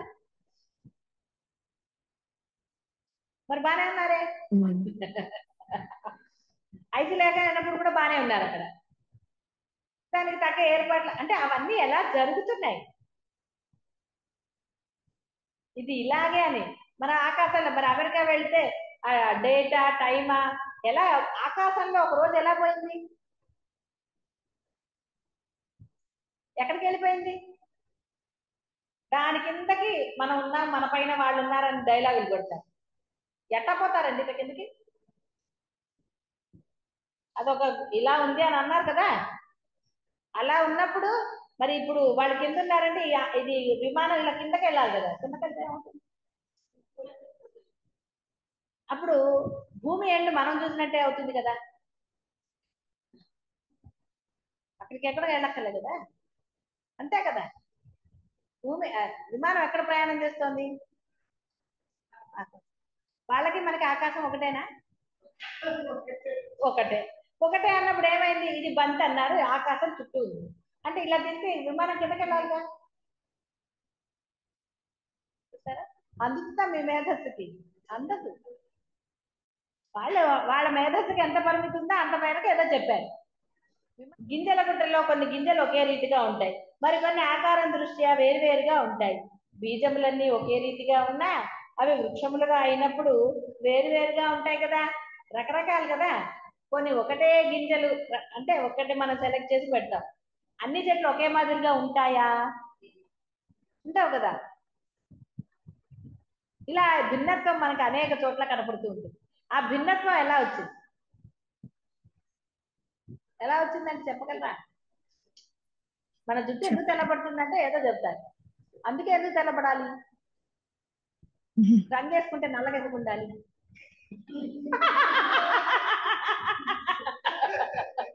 నల్ల రంగు వేశారు కాబట్టి. అది కూడా తెలియదు.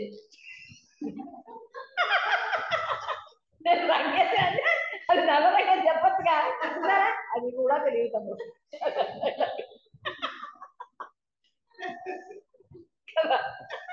ఏ రంగు వేస్తే ఆ రంగు కనపడుతుంది. దానివల్ల తెల్ల రంగే బాగుంటుందిగా. భగవంతుడు నిర్ణయించిన రంగు తెలుపు, హాయిగా తెల్లగా ఉంచుకోవచ్చుగా. వేరే రంగులు వేసుకుంటారు. వేసుకుంటే ఏమైపోయింది? భగవంతుడు గుర్తుపట్టట్లా. మళ్ళీ ఆ కథ గుర్తొస్తుంది కదా మీకు నేను అనగానే. అందుకని ఏదో నవ్వితే కథ నిద్రపోతుందని కదా నా బాధ. అలాగే చిదాకాశంన ఉన్న ఈ జగత్తులు కొన్ని ఒకే రీతిగాను మరికొన్ని వేర్వేరు రీతులుగాను ఉన్నాయి. చిదాకాశమున ప్రళయానంతరం కొన్ని పూర్వంలాగే ఉంటాయి, కొన్ని రకరకాలు. అదే ఆయన ఇష్టం అండి. పిల్లలు వాళ్ళు ఇష్టం వచ్చినట్టు ఆడుకోరు. వాడు ఎందుకలా ఆడుతున్నాడంటే మీరు చెప్పగలరా? వాడు చెప్పలేడు. వాడికి ఏమో తెలిస్తే కదా చెప్పడానికి. వాడికి అప్పటికి ఎలా వచ్చిందో వాడు అలా ఆడుతూ ఉంటాడు. బ్రహ్మం కూడా అంతే, ఆయనకి ఎలా అనిపిస్తే అలా చేసుకుంటూ పోతాడు. ఆయన క్వశ్చన్ చేసే వాళ్ళు ఎవరు లేరు. పుట్టలా, ఆయన పుట్టించలేదు. అవును మరి. ఇప్పుడు చూడండి, పిల్లలు ఒక వయసు వచ్చే వరకు మీరు వాళ్ళని అంటారు కదా, తర్వాత వాడు మిమ్మల్ని అంటారు. ఎందుకు? అప్పుడు మీ శక్తి తగ్గింది. మీరు శక్తి ఉన్నప్పుడు రాగా గొప్ప నా మాట నా నోరు మూసుకుంటా అంటారు. అందరూ పిల్లల్ని కోపడతారు. తర్వాత పరిస్థితులు అటు ఇటు అవుతాయి కదా.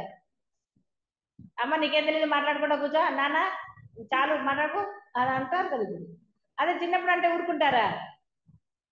తాట మీరు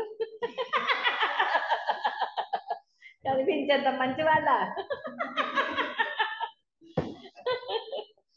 అది స్వప్నంలో మరలా మరికొన్ని స్వప్నములు కలుగుతూ ఉంటాయి. స్వప్నంలో మళ్ళీ స్వప్నం అంట జరగచ్చు. కలలో మీరు నిద్రపోతారు, అప్పుడు మళ్ళీ కల రావచ్చు కదా. ఒకసారి ట్రై చేయండి వాళ్ళు. అలాగే ప్రతి జగత్తులో మరలా మరికొన్ని జగత్తులు ఉద్భవిస్తాయి. జగత్తులో జీవులు, ప్రతి జీవుడు తనదైన రీతిలో జగత్ స్వప్నం కాంచటం, ప్రతి ఒక్క స్వప్నంలో ఎన్నో జగత్తులు, ఆ జగత్తులలో మరికొన్ని జీవులు, సరే ఇలా నానా రకాలు. ధాన్యపు పొట్టులోని బీజరాశులు, ఒక్కొక్క బీజంలో వృక్షతత్వం, ఆ బీజం మరలా వృక్ష రూపంగా అనేక బీజముల ఉత్పత్తికి కారణమవటం, అలా ఉత్పన్నమైన ప్రతి బీజంలో అనేక తదనంతర వృక్షముల అంకురత్వం, ఇవన్నీ ఎలా ఏర్పడుతున్నాయో అలాగే జగత్తు, ఆ జగత్తులో అసంఖ్యాక జీవులు, అట్టి జీవాంతర్గత జగత్తులలోని ప్రతి దానిలోనూ అనంత సంఖ్యలో ఉంటాయి. కాబట్టి ఎందుకు వచ్చింది? మన బుద్ధికి అందం దాని గురించి ఆలోచించకూడదు. మన బుద్ధికి సాధన చేయగలిగే సత్తా ఉంది కాబట్టి అది చేద్దాం. అది చేస్తే అప్పుడు అనంతతత్వం దానికి అదే బోధపడుతుంది కదా. మనకి ఆ ఇది లేన కెపాసిటీ లేనప్పుడు ఎందుకండి? పుట్టికి ఎగరలేనమ్మా ఆకాశానికి ఎగిరిందని సామెత లేదు. బల గుర్తొస్తే నాకు అప్పుడప్పుడు కదా. ఇక్కడే జంపు చేయలేం కానీ ఆకాశంలో ఏం జంపు చేస్తాను చెప్పండి కదా.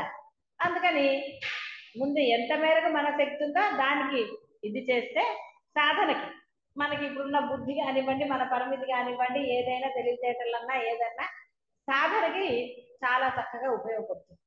మనం మనంతా శక్తిలన్నీ బాహ్యానికి వాడుతున్నాం కదా. పక్క వాళ్ళని ఇది చేయడంలో వేరే వాళ్ళ అదే అనవసరంగా వేస్ట్ అయిపోవటం లేదు. వాళ్ళని పొగిడి వీళ్ళని పొగిడి, ఎందుకంటే వాడితే ఏమన్నా అవసరం ఉందేమో కాసేపు పొగుడుతానులే అని ఇలాంటి ఆలోచనలే కదా. లేదా పక్క వాళ్ళని ఎందుకు పొగుడుతామండి? ఒట్టిగా పొగుడుతారా? మరి అంటే అవసరాలు ఎవరైనా కొన్ని పొగడరు. ఇంత చేస్తే అంత పొగుడుతారు కదా. అంటే ఏదో ఆశించారు కదా, ఆశించినప్పుడు పొగడతలు వస్తాయి. ఒకసారి పొగిడితే సరిపోయిందా? ఎంత గోల. కాబట్టి అనవసరంగా మన శక్తి యుక్తులన్నీ ఆ యొక్క అనవసరమైన నశించే దానికోసం వేస్ట్ చేసే బదులు శక్తులన్నీ కూడా చక్కగా సాధనకు ఉపయోగించుకుంటే అనంతతత్వం సహజంగా బోధపడుతుంది. బోధపడుతుంది అంటే అర్థం ఏంటి? మీరే సహజంగా అనంతతత్వంలో లీనమవుతారు. అంటే ఏదో పోతారని కాదంటే లీనమవుతారంటే దేహం ఉన్నా కూడా ఇప్పుడు ఆయన ఎలా లీనమయ్యారో మీకు ఆ శక్తి వస్తుంది. అనంత శక్తి అందరిలోనూ ఉంది కాబట్టి అందరూ అనంతమయ్యే ఛాన్సెస్ ఉన్నాయి. వాడుకున్న వాడికి వాడుకున్నంత, అంతే కదా. సముద్రం దగ్గరికి మీరు అంటే నది దగ్గరికి ఏ పాత్ర తీసుకెళ్తే ఆ పాత్ర నిండా మీరు నీరు తెచ్చుకోగలుగుతారు. అలాగే మీ సాధన ఎంత చేస్తే అంత త్వరగా ఆ యొక్క అనంత తత్వంలో బ్రహ్మతత్వాన్ని పొందొచ్చు, చూడొచ్చు, ఇంకోటి ఏదైనా సరే.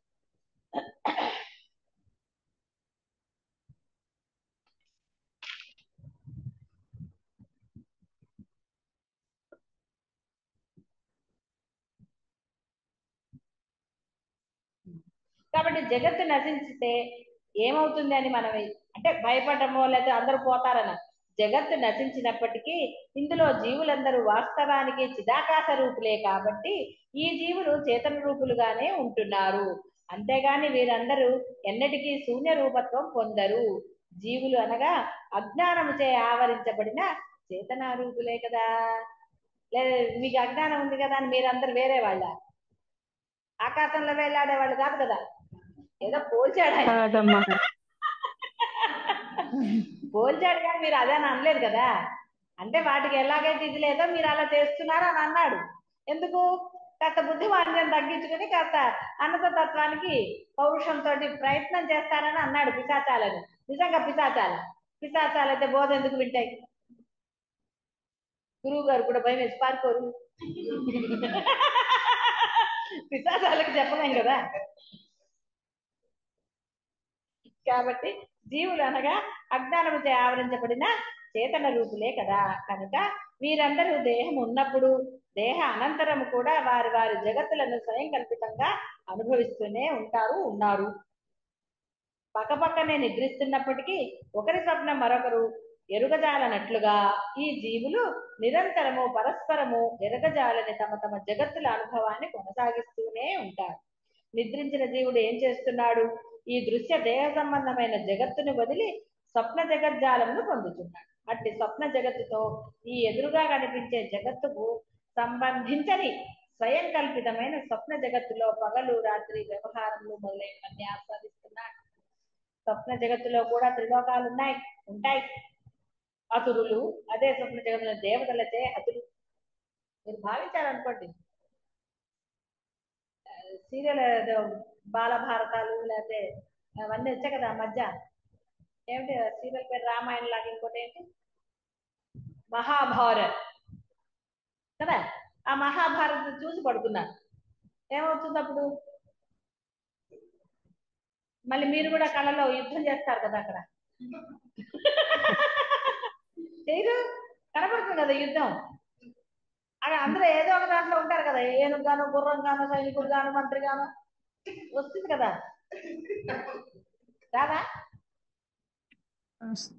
అంటే ఇట్లా ఊపకూడదు. ఊపితే మొత్తంగా ఊపాలి, లేకపోతే ఏదైనా అంటే ఇట్లా అని మళ్ళీ ఊపనా వద్దా అని అంటున్నా.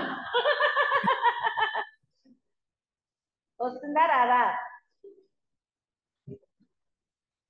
సరిగ్గా చూడలేదన్నమాట. నేను చెప్పేది అంటే తదేక దీక్షతో మీరు చూడాలి, చూసి పడుకోవాలి. కాబట్టి స్వప్న హతులైన రాక్షసులు ఏమవుతున్నారు? వారు ఇంకా అజ్ఞానం కలిగి ఉండటం చేత ముక్తులు అగుటలేదు.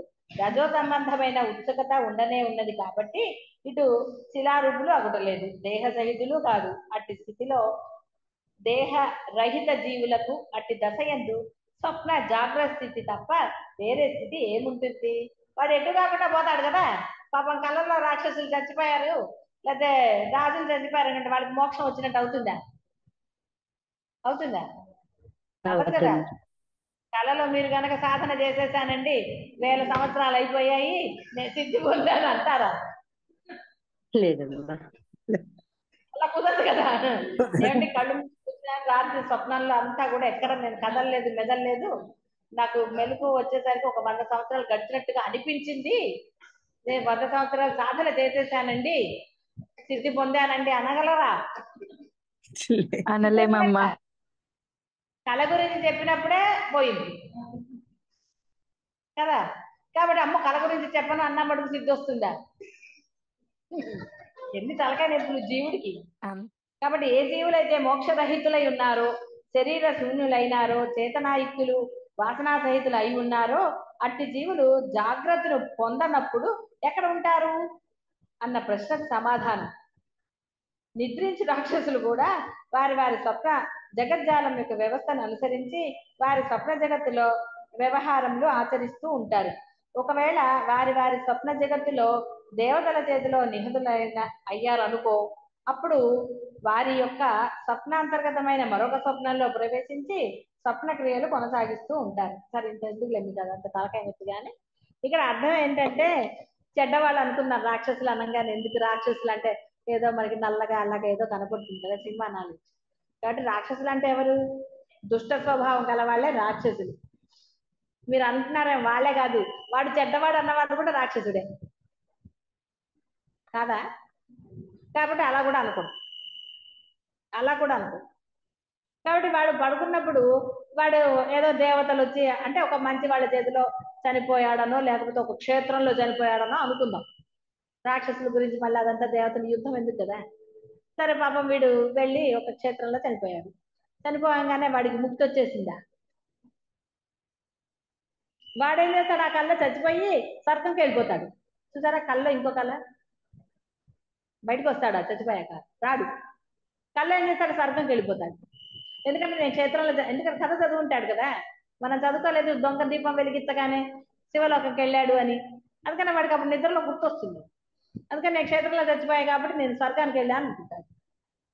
కానీ స్వర్గానికి వెళ్ళాక ఎవరు కనపడాలో వారికి కనపడాలి కదా పాపం. లేదా పాపం ఎంత నిరాశ. చూసారా, ఈ లోపల ఎవరో లేపుతారు, రంభ వచ్చే లోపల ఎవరో లేపేస్తారు. వాడు స్వర్గానికి వెళ్ళేది దేనికండి? సినిమాలో చూపించేది రంభ ఊర్వశులనే కదా స్వర్గం అంటే. ఎప్పుడన్నా వేరే చూపించారా మీకు సినిమాల్లో? చూసారా, ఆవిడ చూసింది సినిమా. ఆవిడ లేదమ్మా అంటుంది సిన్సియర్గా.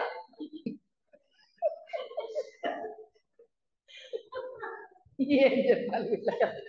లేదమ్మా సిన్సియర్గా చెప్పింది.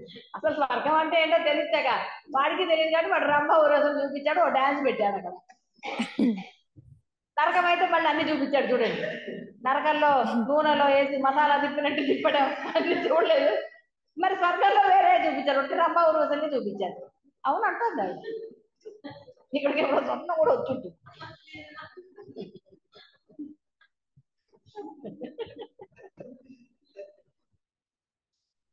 అయ్యారా, ఒకడు అన్నట్ట, నేను చెప్పానో లేదు నాకు గుర్తులేదు, ఒకడు అన్నట్ట చూసావా మాకు ఇక్కడ అందమైన వాళ్ళే చనిపోయిన స్వర్గంలో మాకు రంభ ఊర్వశలే, మీకే ఎవరు లేరు అంటే ఆవిడేమంది, మాకు ఎక్కడైనా కోతులే అంది.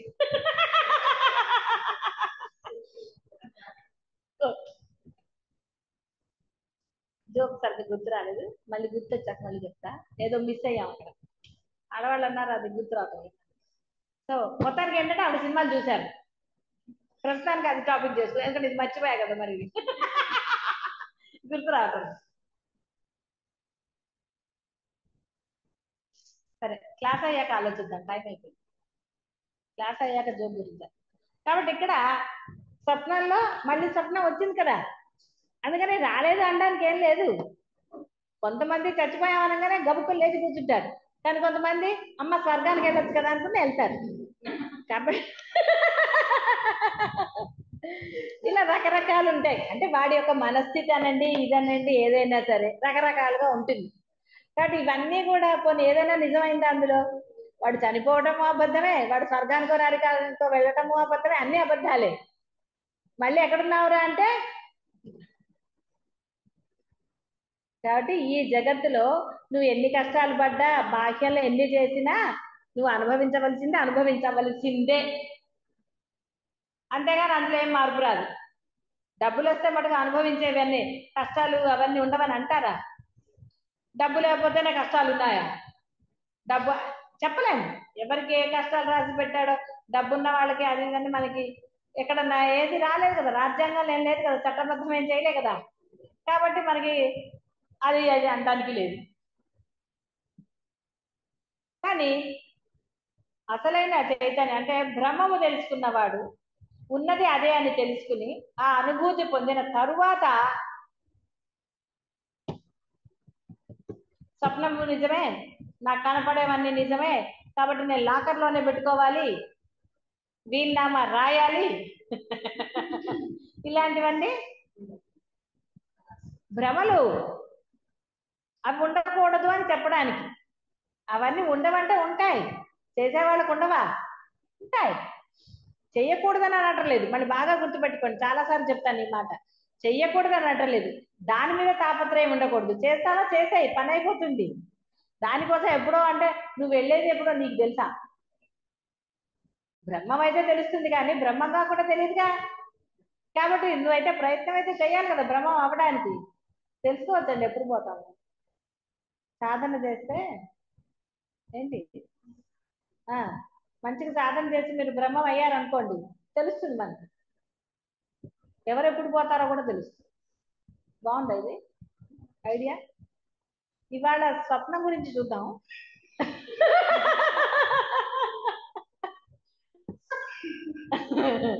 ఎందుకు నవ్వుతున్నారు? వినపడిందా లేదా?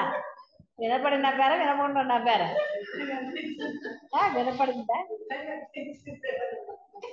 అదే కదా, ఏం కనపడిందో ఎవడికి. సరే, మొత్తానికి ఏంటంటే సాధన వల్ల మనకేం అది కావాలి, ఎవరు ఎప్పుడు పోతారు, ఆయన ఎప్పుడు పోతారు అక్కర్లేదు కదా, ఏదో సరదాగా చెప్తారు. కాబట్టి సాధన అనేది అత్యంత ముఖ్యమైనది. అంటే ఏ బ్రహ్మం మాత్రమే ఉన్నది అని అవగతము అయింది, అనుభూతము అయింది, అన్నీ అయ్యాయి కదా, అర్థము అయ్యింది. దానికోసమే కదా ఇక్కడ కష్టపడి వచ్చి కూర్చోవడం. అవన్నీ దేనికోసం? బ్రహ్మం అవ్వడానికి, అంతే తప్ప కాలక్షేపానికి కాదు కదా. కాబట్టి మీ కాలక్షేపం యొక్క బోధలు కాదు, మీ సాధన కాలక్షేపం కాదు. సాధన అనేది సాధించడానికి, బ్రహ్మముగా మీరు స్థిరంగా ఉండడానికి చేస్తున్నారు తప్ప కాలక్షేపం కాదు. ఆనందం అనేది అప్పుడు ఇప్పుడు వచ్చేది కాదు, ఎల్లప్పుడూ ఉండేదే. సర్వకాల సర్వ అవస్థలేంది, ఎలాంటి సిచ్యువేషన్లో అయినా సరే నువ్వు ఆనందంగా ఉండగలిగితే అది అసలైన సహజ స్థితి, అది బ్రహ్మస్థితి. అప్పుడు మాత్రమే నీవు ఆనందంగా కాదు, పరమానందంగా ఉండగలుగుతావు. అంతేగాని ఒక పరిస్థితి వస్తోందని భయపడ్డా, పరిస్థితుల్లో భయపడ్డా, అంటే నీలో ఇంకొక ఆలోచన, ఒక భావన, అది భయమా, ఆనందమా, ప్రేమ, ఏదైనా సరే ఒక భావన, అంటే ఒక వికల్పం నీలో కలిగింది అంటే అది జీవ లక్షణమే. కాబట్టి వికల్పము లేని స్థితిని పొందడానికే దీక్షగా, అంటే పట్టుదలగా, సడలింపులు లేకుండా చెయ్యాలి. దానికి ఆలంబనగా మనం నామస్మరణ పట్టుకున్నాం. ఒకటే నామం పట్టుకోవాలి, రోజుకు ఒక నామం, సోమవారం ఒకటి, అలా కాకుండా ఒక నామాన్ని తీసుకుని ఆ నామాన్ని కనుక మనం శ్రద్ధాభక్తులతో సర్వకాల సర్వ అవస్థల ఎందుకు చేయాలి. అప్పుడు మాత్రమే ఆ సిద్ధిని జనక మహారాజు లాగా పొందగలుగుతారు.